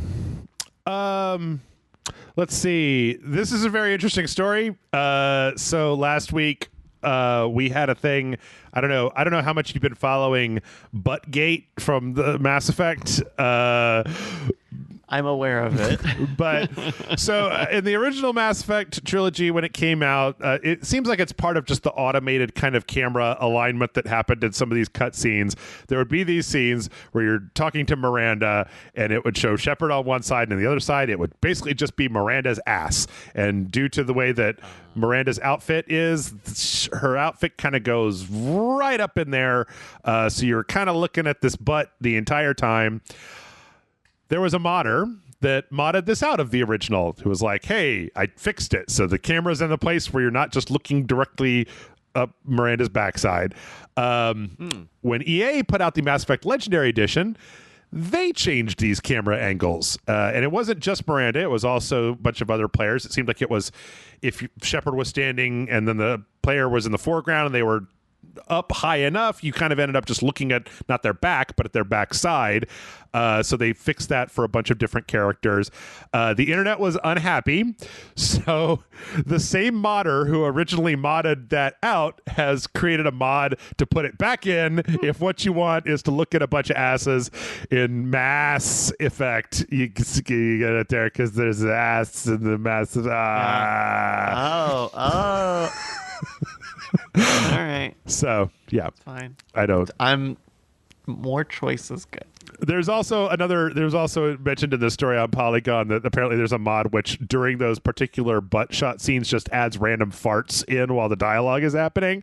And I'm okay. I think they should make that like they should permanently connect those two mods. So if you want to be looking at the asses, you got to be hearing a bunch of farts when that's happening. Which would actually be something that would work on this new update that Nexus Mods has made that is causing a lot of problems. So Nexus Mods, being a big mod website, has created this new thing where you can basically package a bunch of mods together into a single kind of deliverable. So a lot of mods that are out there, if you've never done mods before, it'll be like, okay, well, this mod requires so-and-so's eye sync mod, and then this sky mod, and then this texture pack. And Nexus Mods wants to basically let you kind of get all those together into one package and download them. That doesn't seem like a bad idea, except that the way that they're implementing it is that they don't want it to be a thing where if your fart mod is part of my Mass Effect butt mod, right? And then you delete your fart mod, then suddenly my combined package is broken because it no longer has the fart mod that it needs to do the thing, which means that the way that they've set this up is that Nexus mod users can now delist their mods, but they can't fully delete them because if they're dependent in one of these packs, that would break the pack. And then the modders are not happy about this because they believe that if they want to delete their mods, they should be able to delete their mods. Absolutely. Now, this is one of those ones where Nexus Mods is apparently pushing back on this, and they've given the mod creators a month to basically delete or remove their mods. Apparently, if they want to have this control, they can remove all of their mods from the site. There's no like opt out. So if this time period passes and their mods are still on the site, they will then be fully and completely listed in this database that they can never fully delete the mod from. Like they can actually make it, they can like private it, they can make it so that it's not available, but if it's part of a mod package, it will still be available to that mod package. So they don't have the full control over what happens with the mod. Another strange thing about this, and I'm not in the mod community, so it would be interesting to hear if the viewers have any knowledge of this, but if the idea is we can't delete we're not going to delete your files, we're going to stow them away back in the corner so that they don't break everything. But at what point there's got to be a situation where the people who run Nexus Mods will delete data from their servers, right? There just has to be. There's not least of which would be copyright, right? Is there anything in the part of the process where uploading something to Nexus Mods where you're modifying a game that already exists, probably using some amount of code or assets that already exist, not necessarily, but probably, if you make a Demon Slayer mod for Skyrim, so it looks like you got the little Demon Slayer boy, whatever. Mm-hmm. And someone says, "Oh, I want to package that with this other mod that gives it like cell shading, whatever." Couldn't the copyright or IP owners of Demon Slayer say, "No, you need to make it impossible for people to get this file. It's illegal. Here's a cease and desist. Your entire house of cards has crumbled because you've decided to be stubborn instead of trying to listen to people and give people choice. To me, that's just an inevitability. This system will break because something illegal will happen, and you have to respond to that. Otherwise, people have talked so much about Section 230. Like, yes, you would be in a lot of trouble if you couldn't do that. Yeah. No, I mean, I'm sure that there's something there, but then it was actually really interesting. I recommend everybody go read this article on Kotaku about this, because one of the other things was talking about how modders will have Patreons. Modders will have, and apparently on Nexus Mods, there's some way to kind of like, there's like an internal currency that you can use to like tip people for mods. But the idea being that if you never have to go to that modder's page to get the mod, that the whole system is going to be controlled by the people that make these packaged mods that are going to be seen by like the lay people as like, oh, that was cool, that guy made my game look better, I just downloaded this thing and it did everything automatically, and then boom. Meanwhile, the people who make the fundamental mods that have to be used on multiple individual mods get sidelined. Yeah, wow, that sucks too. It seems like right now, I mean, according to this article, it seems like in response, Nexus Mods they're just going with it. Like, this is the way they're moving forward. Some people have already deleted a bunch of their mods. Some people have already privatized some of the stuff. A bunch of people have said they'll never use it again. Right now, it appears that that's just the way that Nexus Mods is decided to go. So I guess we'll see if they buckle, or if it's better for them in the long term to let this kind of system, this ease of use. Because I will say that, like, as somebody who has modded the shit out of Fallout New Vegas, that's really the only game that I've really modded all that much. Like, it can be a real pain in the ass to be like, well, I want the characters to look better, and it's like, okay, well, you need like this mod and this one, you need this character mod, you need this clothing mod, you need this like upscale mod, you need this UI mod to install those other ones, you need this mod manager, go create an account, and like, it can be a real pain in the dick to just fucking get like 18 mods all running on New Vegas at the same time.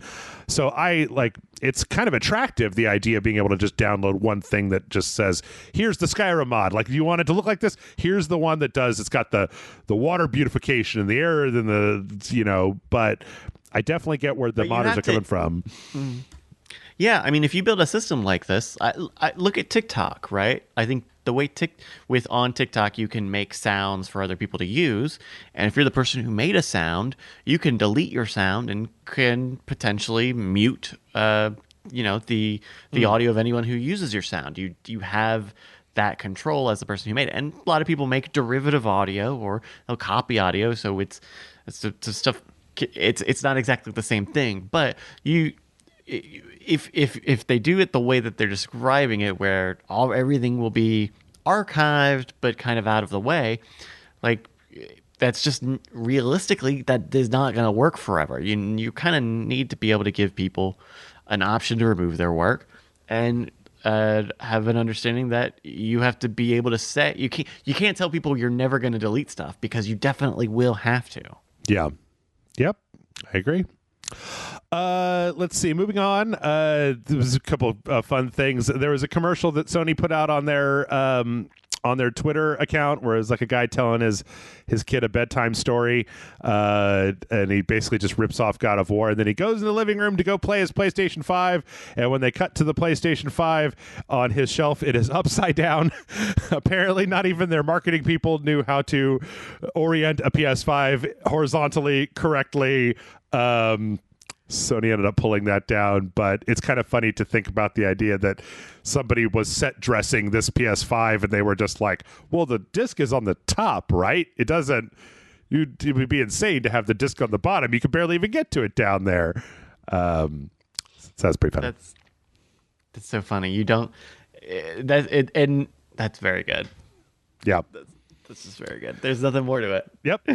Let's see. In better news on the Xbox, the FPS boost is back, and this time it is Dark Souls 3 that is getting the update to 60 FPS. No, like, ray tracing or anything, but It is up there. I can, as somebody who owns Dark Souls 3 just about everywhere, confirm that this is the case. What's interesting, though, about this is that apparently when they were discussing it, this is not the same technique that they used with the EA, Bethesda, Ubisoft, and Lego games. This is something that they did specifically with From Software, where Microsoft and From Software were going back and forth to get Dark Souls up to 60 FPS on the Series X, which, of course, leads us to, when is Bloodborne going to be 60 frames per second on the PS5? And the answer is never. Sony sucks and they won't do that. But you're going to buy Bloodborne Remastered and you're going to like it, Jeff. Hey, man, I'm all right with that. I've already bought Bloodborne a whole bunch of times, even though it's only on one platform. And how could you even buy it more than one time on one platform? The answer is one physical and one digital. So, okay. And then last in the just kind of development news, Mortal Kombat 11, NetherRealm announced that Mortal Kombat 11 is done with development. The development is finished on it. They are moving on. There's no more DLC. I don't think that this is going to be any more. I think this indicates they're not going to be doing any like big balancing or anything either. It's kind of Mortal Kombat 11 is done, and that NetherRealm is moving on to something else. I'm praying to the gods for Injustice 3 because I loved Injustice 2 so much, but there's been some rumors that they're working on a Marvel fighting game, which I think would be a little strange. But oh yeah, that would be weird. Yeah. We got some trailers. We got a trailer for Red Dead Online Blood Money. I don't play Red Dead Online, but I like whoever cuts together Rockstar's trailers. This is a new update to add basically a bunch of crime stuff in here. The whole thing is that what was the guy? There's crime now in Red Dead Online? Yeah. Okay, interesting decision. Who is the Italian guy in Red Dead 2? Oh, okay. No, don't ask me that. It's like apparently at some point the underworld, they had these simoleons or something they used instead of money to keep all the crime off the books, and that this guy is basically having you go out and recollect all the simoleons that are out there from the people that got them. Apparently there's going to be some new quick draw stuff. Apparently one of the things in the press release was that they're going to have multi-stage robberies, which I think was like the one part of Grand Theft Auto 5 online that I really liked was the elaborate robbery stuff. Heists. Yeah. So it'd be nice to see that move into here. But good trailer. Likewise, there was a trailer for the new Call of Duty Black Ops Cold War Zombies Mauer der Toten trailer. Got it. Which is had so much flashing lights that I realized I was squinting while I watched it. It was just so like it's just like it's 60 frames per second, and there's flights and they're flashing and explosions and the guys are shooting, and there's zombies everywhere, and oh my god, and it goes on for like 2 minutes, and I just was like, this looks cool. I mean, there's like a robotic Frenchman in there that's like shooting guys. It's like a Terminator with a little French mustache on him, and it's incomprehensible. This is Greek to me. I'm watching, even now, rewatching this trailer. I don't know what the fuck we're doing here. It's like a prison and zombies, but then these guys are fucking floating, and zombies don't float. Come on, Jeff. They're magic zombies. They're zombie. It's evil Nazi magic, I think, or something. It's just Death Stranding. You're just showing me the Death Stranding trailer now. Yeah, it doesn't even look like the weapons in this trailer don't even look like Call of Duty. There's like a magic orb, and it's fucking nuts. It's fucking nuts. But it's nice to see that Call of Duty is not slowing down. Call of Duty will never stop. I was far more interested in killing Nazis the old-fashioned way with PlayStation VR, Sniper Elite VR, which actually seems weird. Like, I want to see how do you control this? Are you holding the two ice cream cones straight up, like, or are you holding them like sideways like a gun? Or are you holding one in the front sideways like a gun and then the other one behind it? And like, I don't know. Recording VR games for Rage Select is a huge pain in the butt, but I might have to make an exception for this game because I do like Sniper Elite, although I have to wonder how disorienting it's going to be, because they still do the thing where when you shoot it, like it follows the bullet, time. right? Yeah. So I don't know. Yeah, I almost thought that, oh, maybe this is like a sniper missions thing. You're kind of in a crow's nest and you're not really moving around. But that's definitely not the case. You're definitely moving around and playing Sniper Elite. So I don't know. It is strange because some of it does look one-handed, some of it does look two-handed with the rifles. I'm kind of surprised there. I mean, I know that there are plenty of shooting and gun games on the fucking all of the VR stuff, but this seems surprised they haven't done this yet. Actually, I wonder if this uses the I wonder if it uses the PlayStation one, the PlayStation Move controller, where it's like a big gun, it's like a big tube. Where you put the one controller in the back of it, and then you put one of the ice cream cones in the front of it. Like I actually bought that for the Farpoint game or whatever that came with it. I wonder if it uses that, but I don't know. So it says footage representative of PlayStation 4. So this is not the like new gen PlayStation VR that they said that they're going to do a little while ago. Yeah. So this is out right now. This came out this week. So well, that makes sense. Yeah. Also coming out this week for VR is Sam & Max. This time it's virtual, which this one is actually interesting because as I was watching this trailer, I realized that like there's a lot of VR games that just end up being.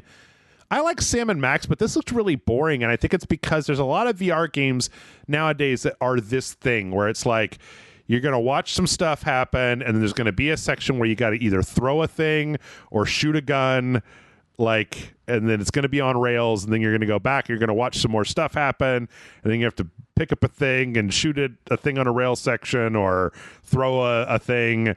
And I don't know, it seemed very bland. It seemed very vanilla to me. I wonder if this is how you would have to make a trailer for a game like this, even if it was still a, kind of an adventure game at heart. Yeah. I mean, we're definitely seeing a lot of VR minigame. We just saw a dunk tank, and we're seeing, aim the torpedo at the Hydra heads, whatever.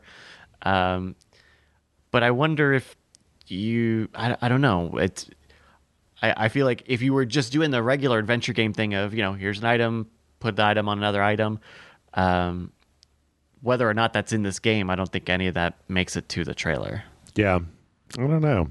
This is on the Oculus Quest, the Quest 2, which I need to get one of those. We also got a brief trailer for Surgeon Simulator 2 for the Xbox. This was on the Epic Game Store before, and it's coming to the Xbox Early Access in September again. But I really liked what I played of this. I think I would like to play it on the Xbox because I didn't really get to try out the multiplayer part because my computer is just like a little too slow to run it really smoothly. So I think I would really like to play it on the Xbox where I could know that it's going to be smooth and silky. I don't know. Have you played Surgeon Simulator 2 at all? No, I haven't, but I didn't realize it was early access because I remember you doing that video. And I guess I had assumed just that it was done or it would be done right about now. But it's interesting that it had that early access period at the Epic Game Store and is now, I guess, maybe out of their exclusivity deal when they're still in early access for Xbox. Yeah. It's I mean, I think that some of it is that I never really got into was that there's a whole thing in Surgeon Simulator 2 that's like this builder component where you can build rooms and create, like they showed a bunch of these little like mini games and stuff, and a lot of this is there's a building component to it. So I don't know. We'll see how it goes. And then we also got a 7-minute trailer for System Shock, the research teaser, which was a lot of System Shock. I'm excited, but I also... They still making this game, Jeff? Are they still making this game? Yep. Okay. Yep. Okay. Night Dive got that. They don't want to disappoint people. It's actually coming out pretty soon, if I'm not mistaken, but It's interesting because I was looking at this today and I was very excited for System Shock. And then as I was watching, this all looks like very, very similar kind of hallways and this kind of chunky pixel kind of combat and hallways and stuff. And I was like, I wonder if I do want to play System Shock again, or whether I just want to like maintain my rosy memories of playing it like on like, because I think I looked it up and the original System Shock came out in like 94 or something like that. And I don't know, but I think it looks good. I mean, for what it is, for it's kind of a remake of what it was, but yeah, I mean, I never got a chance to play System Shock or its sequels, and I don't know. This looks interesting. It's a lot more hallways than I thought it would be. Mm-hmm. I guess I kind of assumed that there would be an exterior portion, but I don't know. But it looks neat. It looks like it's got a lot of systems involved. It definitely does. Moving on, we got some updates that are coming to Baldur's Gate 3. I really should have put the Surgeon Simulator 2 trailer at the end because that was in early access. This is also in early access. Then I could have made I could have said, speaking of early access, yeah, during the latest, they had a really big stream, so anybody who's interested in this should go back and watch Larian's like full stream. But they're apparently adding in some new additions to the skill checks on die rolls. They're adding in some new kind of background options when you create your character that will create some kind of sub stuff that's going on. And then apparently camping in the game now takes resources, so you can't just do that thing you do in an RPG where every time you get done with a fight you just rest because you don't want to spend any resources to get your hit points back. But yeah, all the patch notes for that are coming up this next Tuesday. I was really hoping, I've been getting really into GeForce Now recently, and I was really hoping that I could play Baldur's Gate 3 on GeForce Now on one of those RTX 3070 systems and just crank it all the way up. But it's really limited selection, super limited selection. So, we also got news that apparently Grand Theft Auto 6 is very, very, very much still in very early development and will probably not be releasing until at least 2025 or 2024, maybe probably 2025. Why would Rockstar even release another Grand Theft Auto with the amount of money that they've been making on GTA 5 over the course of 3 console generations, for God's sake? But I mean, the answer would be to fucking start over with that online service. Yeah. So much of it is not the way that. So much of it is built on top of each other because that's the way it was initially built, and they've been doing it for 15 years, and it's really, really clunky in a lot of ways. So if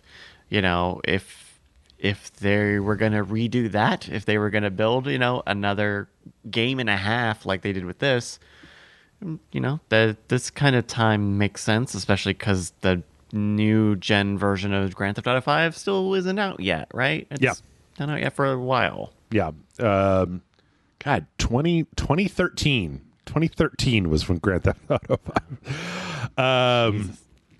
Let's see. And then last but not least, we got some fun stuff. I love this idea, this company called X Screen, which did a fundraiser to basically create a screen that you can attach to the back of an Xbox Series S to make it into like a little portable gaming laptop.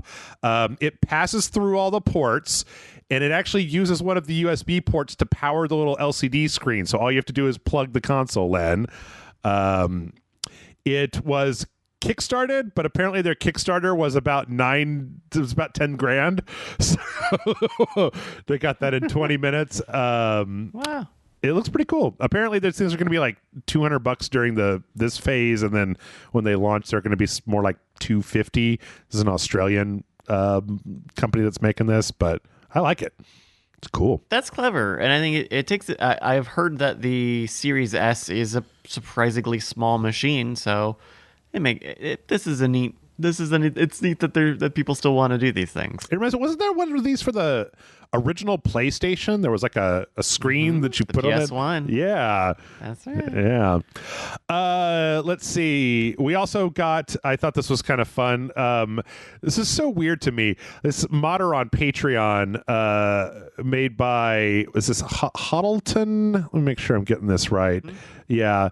That has taken the textures of Minecraft and made them like 4K photorealistic to the point where when you look at them, it looks like real ground, but everything is still a square. It's still squares. It's just, and like there's this video that we're looking at, this ultra modded Minecraft that apparently is running on an i9 10850 with an RTX 3090 and 32 gigs of RAM, and it's not even silky smooth at that. Like, they're mega textures, Jeff. Mega textures are back. I guess the thing that's so weird to me is that it's like, this really messes my brain up, because sometimes when you look at it, it looks like the fidelity is that of like the real world, but then what you're looking at is trees made out of squares, and it's like, wait, what the hell? I don't know. I don't even know. That's cool though. If you can do it, do it. Because I mean, it looks. The textures and like all of the special bump mapping and all looks really nice. And also, you're right. Like it doesn't run perfectly even in this video. Yeah, there's some parts that kind of look like booty a little bit.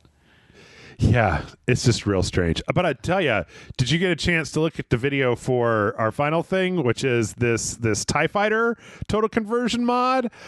Woo-wee. This is some hot stuff that I've been waiting for.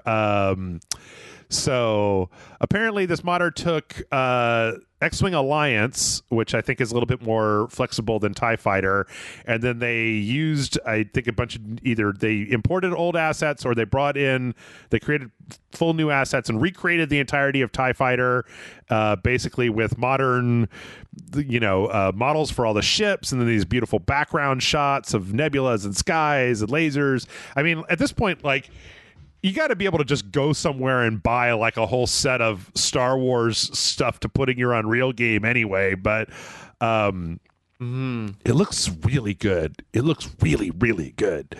Like, really good. I want to play it.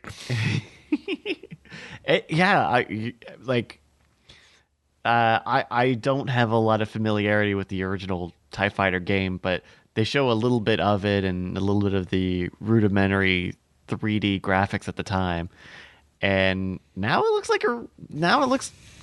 really cool. It kind of looks similar. Does it look to you? Does this look similar to Squadrons? What was it? The Squadrons? Yeah, it's pretty close. I mean, it's obviously like they in the modding of it. Yeah, they've had to do a little bit of work. The main thing I think is that previously in TIE Fighter, a lot of the fights, because I played TIE Fighter when it came out as well, but a lot of the fights in TIE Fighter took place in space, and this was before we had decided to put these big nebula planet like background pieces in space, so that you weren't just looking at like black with white stars, which is one of the biggest, I feel like one of the biggest changes that you'll see when it goes from the one to the other, is that everything in the old TIE Fighter was just very much in the void of space with ships, and now it's like, there's a planet, there's a that, and then all the lighting effects look really nice. The lasers hitting the shields have, they definitely, there's some light mapping that happens, and like you flying by a sun and stuff like that, and it looks really cool. Yeah. The only problem is it's out now. Mm-hmm. That's the smart thing, is just don't tell anybody until it's fucking done. Well, then put it out. I don't know how litigious EA or LucasArts. I mean, this was a LucasArts game, and I'm not even sure. I guess Squadrons has been licensed to EA, but I bet Lucas still I have no idea.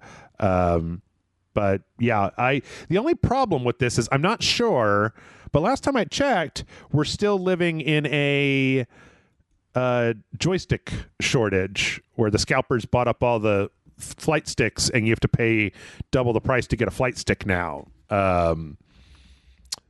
And I blame Microsoft Flight Simulator for some of that. But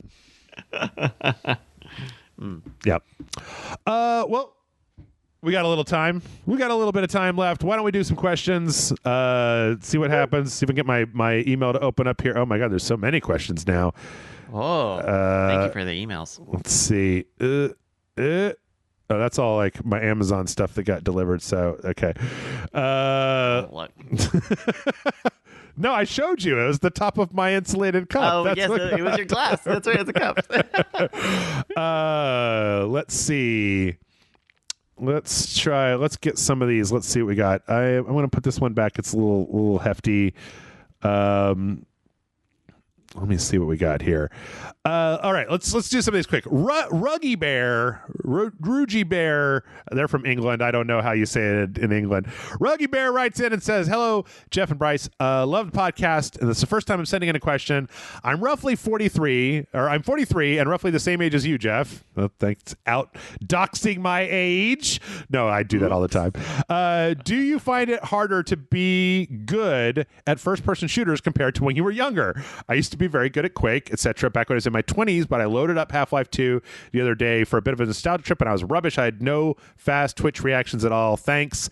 And that's from Ruggy Bear. How's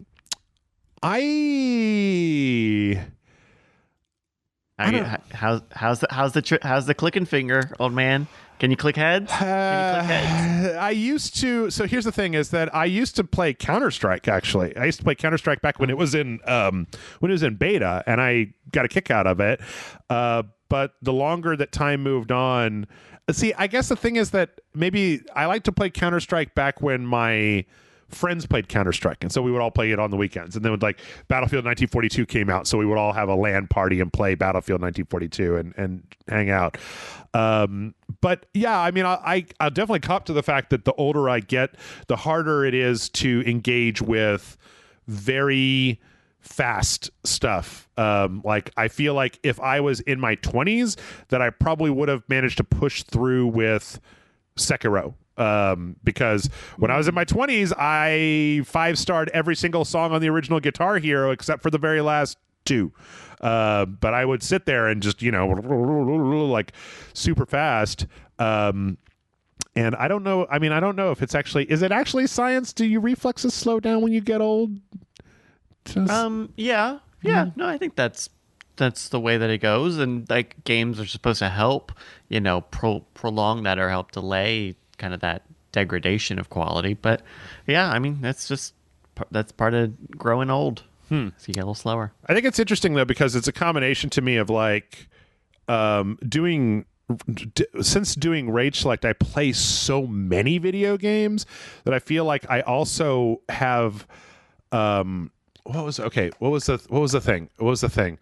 I was talking about Final Fantasy VII Remake, because we played the Final Fantasy VII Remake Intergrade last week, and I was talking about how I don't like the way it feels, because I don't feel like I don't feel like I'm making the same strategy computations that I would from a turn-based RPG, but it doesn't feel responsive enough to me to feel like a good action game, like a Devil May Cry, like a third-person action game, right? Where you 1-to-1, you press the button and then your character does the thing. And so it leaves me in this limbo where I feel like I'm bad at that game. And then the third spoke is like, you can't grind your way out of the mess, right? So in a lot of RPGs, it's like if you're having trouble, you can just go, I can invest my own time into making my characters so strong that we can just breeze through here. I can break the game. Like a lot of RPGs will give you the opportunity to do that. But because 7 Remake is kind of on rails, it's like, well, if you're having trouble, you can't. Not a lot of random encounters. Right. So it's like there's some places where you can grind. And you're disincentivized from grinding because you hit an advancement gap. You hit a brick wall pretty quickly. At some point, these levels are too low, and you're farming. You're like trying to even farm, but it's just better to keep playing and just keep fighting the bad guys. Really, like it's kind of anti-farming design. Yeah, but you kind of need to have that option available if the game feels like there are barriers. Yeah, and so all of that combined together to me to be like, this doesn't feel good, because I feel like when I fail, I don't feel like the failure was my fault, because it's not that I was too stupid to understand the tactical repercussions, because this is all happening in real time. It's not that that I'm not good enough at hitting the dodge or the block button, because the camera and the way that enemies telegraph isn't really set up for that. And it's not the fact that I didn't spend enough time grinding, because you literally can't do that. So it's like when you fail, the only thing for you to do is to just kind of try again, but you don't have as much control over that game. And so that was really frustrating to me. But I know a lot of people were fine. They were just fine. And so to me, I feel like it got me wondering this week about whether part of growing older is less about reflexes and more about not being as flexible with accepting. Like when I played the 7 remake, I was like, fuck that game. That's a badly made video game, and I could tell you why, because of these reasons. It's not just like, oh, well, I got a game over screen, and so flip the table over and I'm a sore loser. I'm going to go run off and cry.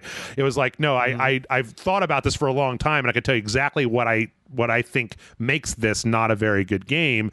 But then so many people I've never seen anybody write an article outlining what I just said. And so it's like, it's the Skinner meme, right? Like, is it me that has the problem? And it's like, no, it must be the kids. The same with Fortnite, right? Where I don't have, like, one of the things with playing Fortnite is that part of the combat of Fortnite is that when somebody starts shooting you, your response should be to quickly build a house. And like, that's so alien to my brain that when I tried to play Fortnite, somebody would shoot at me and I would turn around to try to shoot back, and then they would build a house and shoot me from their house. And then I would go online and watch what like high tier end game Fortnite is with these skyscrapers, and it's just like, I can't even understand what is happening right now, let alone have the reflex of, there is a threat, my response is build house. So I don't know. I'm not sure if it's a combination of all those things. I wonder also in terms of maybe a generation gap sort of thing. Like you remember when Minecraft first came out and there was no tutorial, there was no explanation or something.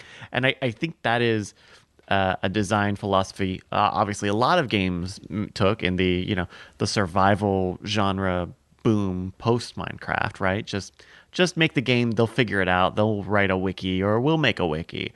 You don't need to put that in the game as much, and so you get example like Fortnite, which is very, I would say, core, or I would say it's very open to everybody, right? A lot of people play Fortnite, a lot of people of different levels play it, but there isn't a lot of like, here's how you play the game and here's how you are successful at the game, and there's not a lot of tutorializing going. They just want you to play the game and figure it out, and that can, this goes back a little bit to what we were talking about in terms of infinite games, right? Like you don't really get too much in the whole scope of the project by having a tutorial or telling players how they should play, because you might as well let them figure out all the shit you broke the first time. Right. So it's strange. Like there are new design philosophies at play as well. Yeah. I don't know. I also just try. I mean, I'm kind of obsessed with in general with aging, and I think I don't know if everybody is obsessed with aging the way that I am, but I think that part of it is the idea that since I am 43, it's like I grew up before all the way grew up before the internet was really a thing, before cell phones were a thing, before any of that stuff. Like I remember when they invented Blockbuster Video. I remember going to Blockbuster Video and I remember them shutting down Blockbuster Video. And so I a lot of times try to keep in mind that like there are phases in the way that things in what is considered normal, right? Like I don't know exactly where I'm going with this, but part of it is when we were talking about Infinity games, like it had me thinking about how like in the last 5 to 10 years, the amount of game that your average consumer has expected to get for their money has expanded hugely. Like just in the PlayStation 3 era, releasing an 8-hour action game for $50, that was fine. Like nobody batted an eyelid at that. And then it wasn't even a conscious thing that happened, but it was almost just like the longer that things went on, the more it became this thing where, well, if I'm paying $60, then I'm getting like 20 hours minimum, and like I would prefer to have my game be 40 hours long or longer. Whereas, I mean, back in the, like the PS2 era, well, I mean, I feel like the further back you go, the shorter games were, right? Like you could beat Super Metroid in 2 hours. I obviously can beat it in 20 minutes. Everybody from Rage knows how fast I am at beating Super Metroid. Sorry, that's an old joke. When I told Jason I could beat it in 2 hours, it took me like 6. But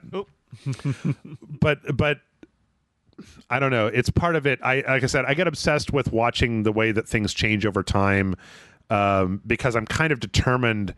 I don't want to be the sort of person who just rejects the new normal out of hand, as opposed to trying to really interrogate why I feel that like this method. I don't know. I guess I just don't. Like I said with the articles about Final Fantasy VII is I feel like I know there's some people. I actually listen to Jason Schreier on his Triple Click podcast, and him and his co-hosts they have a big. One of the running themes with them are just like games are too long.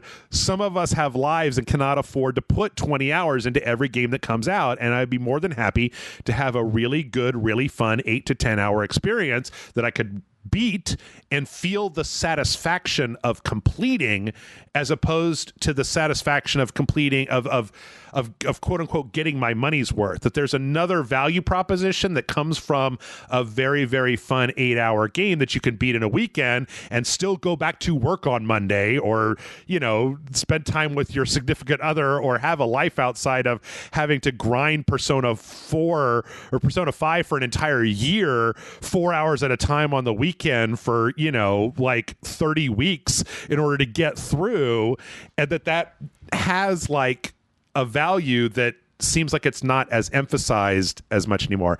I really don't know how I got all the way over here. I'm sorry. I'm very kind of rambling, but it's been on my mind last week. I'm letting you go off, like, because I do agree to some extent. There's a good meme that I've seen on Twitter, not a lot and not in a while, and I'm definitely going to have to paraphrase it, but it's basically, I want shorter games that look worse and cost more money, and no, I'm not joking. Like, yeah, because where we're at right now is a lot of the major publishers or conglomerates that have development teams are continuing to chase these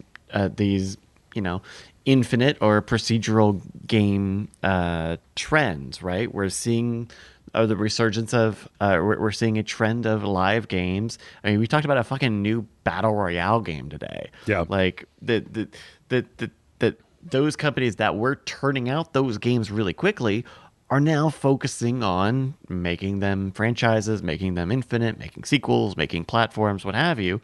And there's a gap, I would think, in that AAA ecosystem where it's a lot of developers working on games who are not working on those types of games anymore.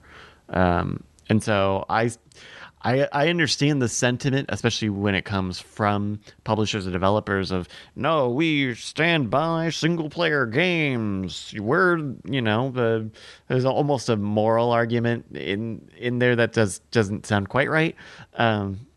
But there is a gap there. There is a gap because so much it's a zero sum game. A bunch of time and resources are going into the new trend of games, and it's not to say that it's bad because it's trendy, but that's just what we're doing right now. Yeah, Yeah, I guess seeing it for such a long time period, I guess when I see so many, like I was talking about it before with the infinite games of like, how do you guys not see that you're setting up you're setting up to kill your golden goose, right? That like you found this thing and that it's a rush to exploit the games as service model as hard and as fast and as much as humanly possible. Where like, if you guys could just, I was talking to somebody last week about how I feel the same way about streaming services right now, where it's like, if everybody makes, if every single content creator has their own streaming service, there's going to be a point where I just give up, right? Because I'm not going to sign up for 35 different streaming services just to watch all the stuff I want to watch. I'm just going to stop watching the stuff I don't want to watch. And the thing is that I don't know.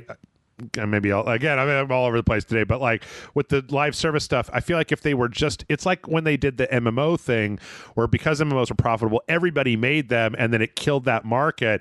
And if they would just take this shit a little bit easier, like if they would just be a little bit more, like if they would raise the temperature of the water a little bit slower, then they could exploit these revenue streams longer over a longer period of time, instead of just like going all in all the time on it to the point where it's already jaded people to the point where I mean, like you said before, some publishers will literally say like, oh, we don't have any microtransactions. We just made a single player game as like a weird point of pride because so many other developers have that stuff shoehorned in. I don't know. I mean, I agree in that.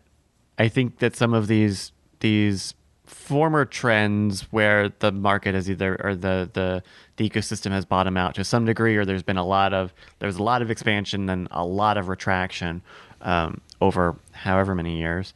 Like if those had been a little more moderate, that maybe there would be more games or games as services, say, having survived that period. But at the same time, the only thing I can think of as a way to solve that is probably a little nastier in terms of fixing the market, or saying like, I mean, I don't even want to speculate on what it would be, but the way you get to moderation is by either telling somebody not to do something, or a bunch of people getting together and saying, I'm not going to do this, and then you don't do that, and then we've each got our own territories, and then that's only going to, and then that crowds people out even more. Yeah. No, I agree. All right. Wow, we got in a weird place. I'm all over the place. I'm sorry about that. Let's do some shorter, easier questions. We'll zip through a few of them. Let's see. Persian King wrote and said, hello, Jeff and Bryce. Piggybacking off of Tiberius Monk's previous question, if you could interview any movie director or television showrunner, who would it be, and what would be your first/most important question?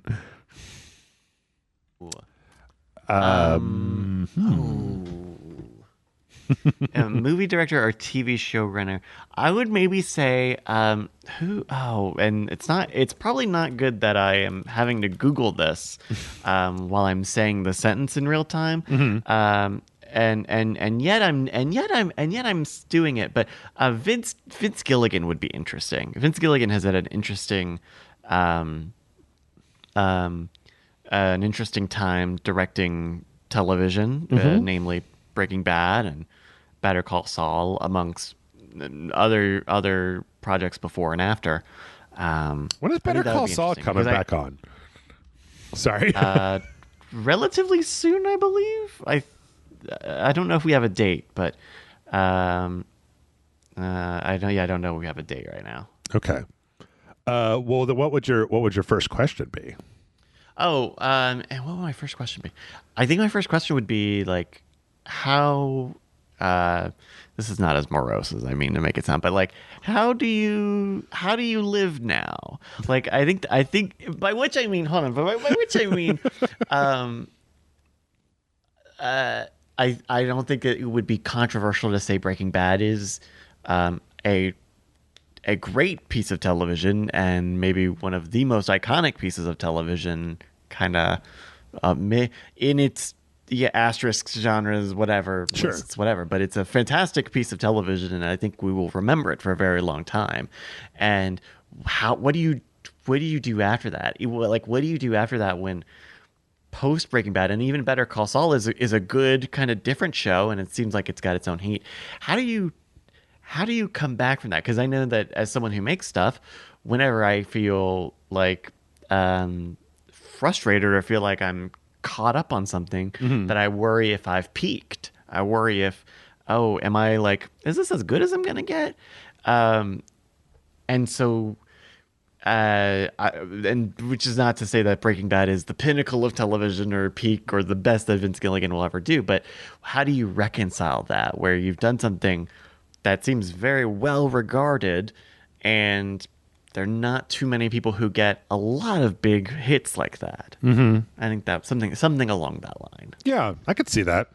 I think that my answer would probably be only because I listened to a podcast one time, and Michael Schur, the Good Place guy, seemed like there was a lot of really interesting, like he had like this philosophy professor that he like talked to and referenced all the time when they were writing the scripts of like all the different stuff for The Good Place. And I really like The Good Place quite a bit. I don't know as far as like what the first question would be, but it seems like, I don't know, I always really appreciate The Good Place for being like funny and snappy and easy to watch, but like with this very hearty like base to it of like of a really like, I don't know, like there's just so much going on kind of under the surface there for them to make these kind of silly jokes on top of, but there's, every so often when they're talking about these kind of philosophical frameworks. I tried reading the Drew Scanlon book from the show, that the one that Chidi gives Eleanor at the beginning, like what we owe to each other. That book is dense as hell. Like I had a really difficult time. I generally tend to read books when I'm drunk, and I could not read that book whilst drunk. And then I tried reading it sober, and I was like, I don't even know if I can really read this sober. So I think I would probably try to pick his brain about just like, hey, can you just explain some philosophy to me without me having to read Descartes like Guy Deleuze or Sartre or Nietzsche, because I don't want to read those guys. I just want somebody to explain what they said. So, is it? Did you say Drew Scanlon? Drew? No. The video game guy? Yeah, I think I'm messing that up. TM Scanlon. Yeah, there we go. Yeah. Thank you. Very cool. Drew Scanlon's I know. I like to imagine that Drew Scanlon has his own philosophy behind his own flight deck controller joysticks. Yeah, that's a really, I don't know. I had a friend who read this French philosopher called Guy Deleuze, who is this very, very, very nihilistic Frenchman who apparently like spent his entire life thinking of philosophy, and then he wrote like these two books that were his final thesis on what philosophy was, and then he immediately killed himself. And I was like, oh, that's great. This is your favorite philosopher. And my friend was desperate because no one else wanted to read these books, and he wanted to talk to people about them, but no one would do it. And I remember trying to read them as hard as I could. And I don't know, Bryce, have you ever in your life tried to understand something and you're just like, I can't, it's like my brain, I know what these words mean. I know what the words mean, and I understand the order in which they've been written, but they're so fucking dense. And like each sentence builds so much on the concepts of the last sentence that if you didn't 100% understand the first sentence, and you're talking about philosophical concepts, you're talking about all of this like weighty metaphysical, like logical stuff, and it can just be so easy to read like a paragraph and a half and go, I don't even know. Like when I was trying to read it's tough. It's all serious. Yeah. They really mean it. They mean every word in those books. When I was trying to read What We Owe to Each Other, I literally thought I should just read this book and not understand it, and then read it again and read it again. Like kind of like Eleanor does on The Good Place, instead of trying to understand it. But Let's see. I tell you what, I got another quick one here that we can end up on.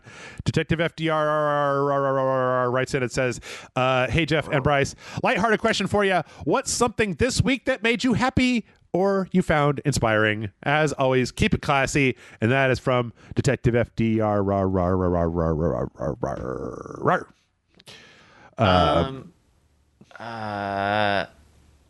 Oh, I can't talk about the real answer. I broke up with somebody. I broke up with someone who I was dating, and it was not going great. So Okay.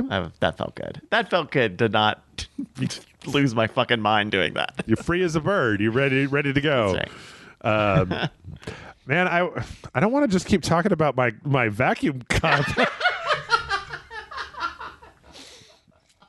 My cup, we've been recording for like 2.5 hours and my drink is still so cold. The ice is still in here. That ice was put in this cup. Jeff, free me. 4 hours ago. 4 hours ago. The ice is still in there. I think that's what I got. I think that's what I got is the ice in my cup. I'll be honest with you. You need to get a promo code from these people. You just need to get a promo code for these people and just really do it. Or just do it right. Yeah. I tell you what.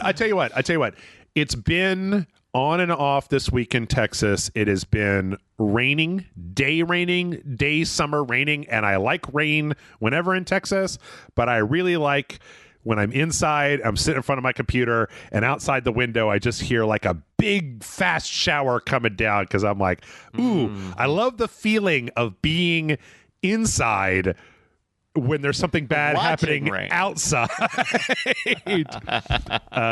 So I'll put that. That's a more relatable feeling than my freaking vacuum cup that I love so much. And that's our show. So podcast. Mail at rageslite.com is the email address if you want to send in some questions. Bryce, where can the people find you on the internet? Yeah. If you're on Twitter, you can follow me at Brycas, BRYCAS, and check out the website for the League of Fun Games Marbles at marbles.win. We are actually, nobody's listening to this right now. We just did one on Friday. Okay. And it was a great time. Everybody came out and said that I was doing the best stream ever, of course. Mm-hmm. But that happens on twitch.tv/Night Attack, which is also interesting. We just one other thing. I know this is 3 plugs. Sorry. Night Attack, the comedy podcast that I do with Brian Brushwood and Justin Robert Young, or they do with me. I don't know who does it with who. We just rebranded the show and relaunched it as Great Night. So you can still find it at twitch.tv/Night Attack right now, or at Great Night Live on Twitter if you're doing Twitter. Mm-hmm. And check it out. It's been a lot of fun. We got a new set. The guys are standing. It feels like a comedy stage. They're doing physical stuff. The first episode's great. Someone gets bombarded by a Nerf minigun. And then in the second one, and this is very gross, and I'm sorry to have to tell anybody this, but the loser of our game snorted beer like it was something you would snort. Goodness. If you're into that, do you have please, like a neti pot that you just put the beer throat? It was more like a $1 bill, really. So if you're interested in all of that, please check out watch.greatnight.tv. Okay. I believe. We need to get. There's a lot of shows coming out. We have a lot of URLs. Please, Great Night Live on Twitter has got the links to where you can go, or just search in your podcast directory. Great Night. Thank you. All right, and that's it. That's the show. We done. It's another podcast. Woo! I'm gonna go drink out of my cup more.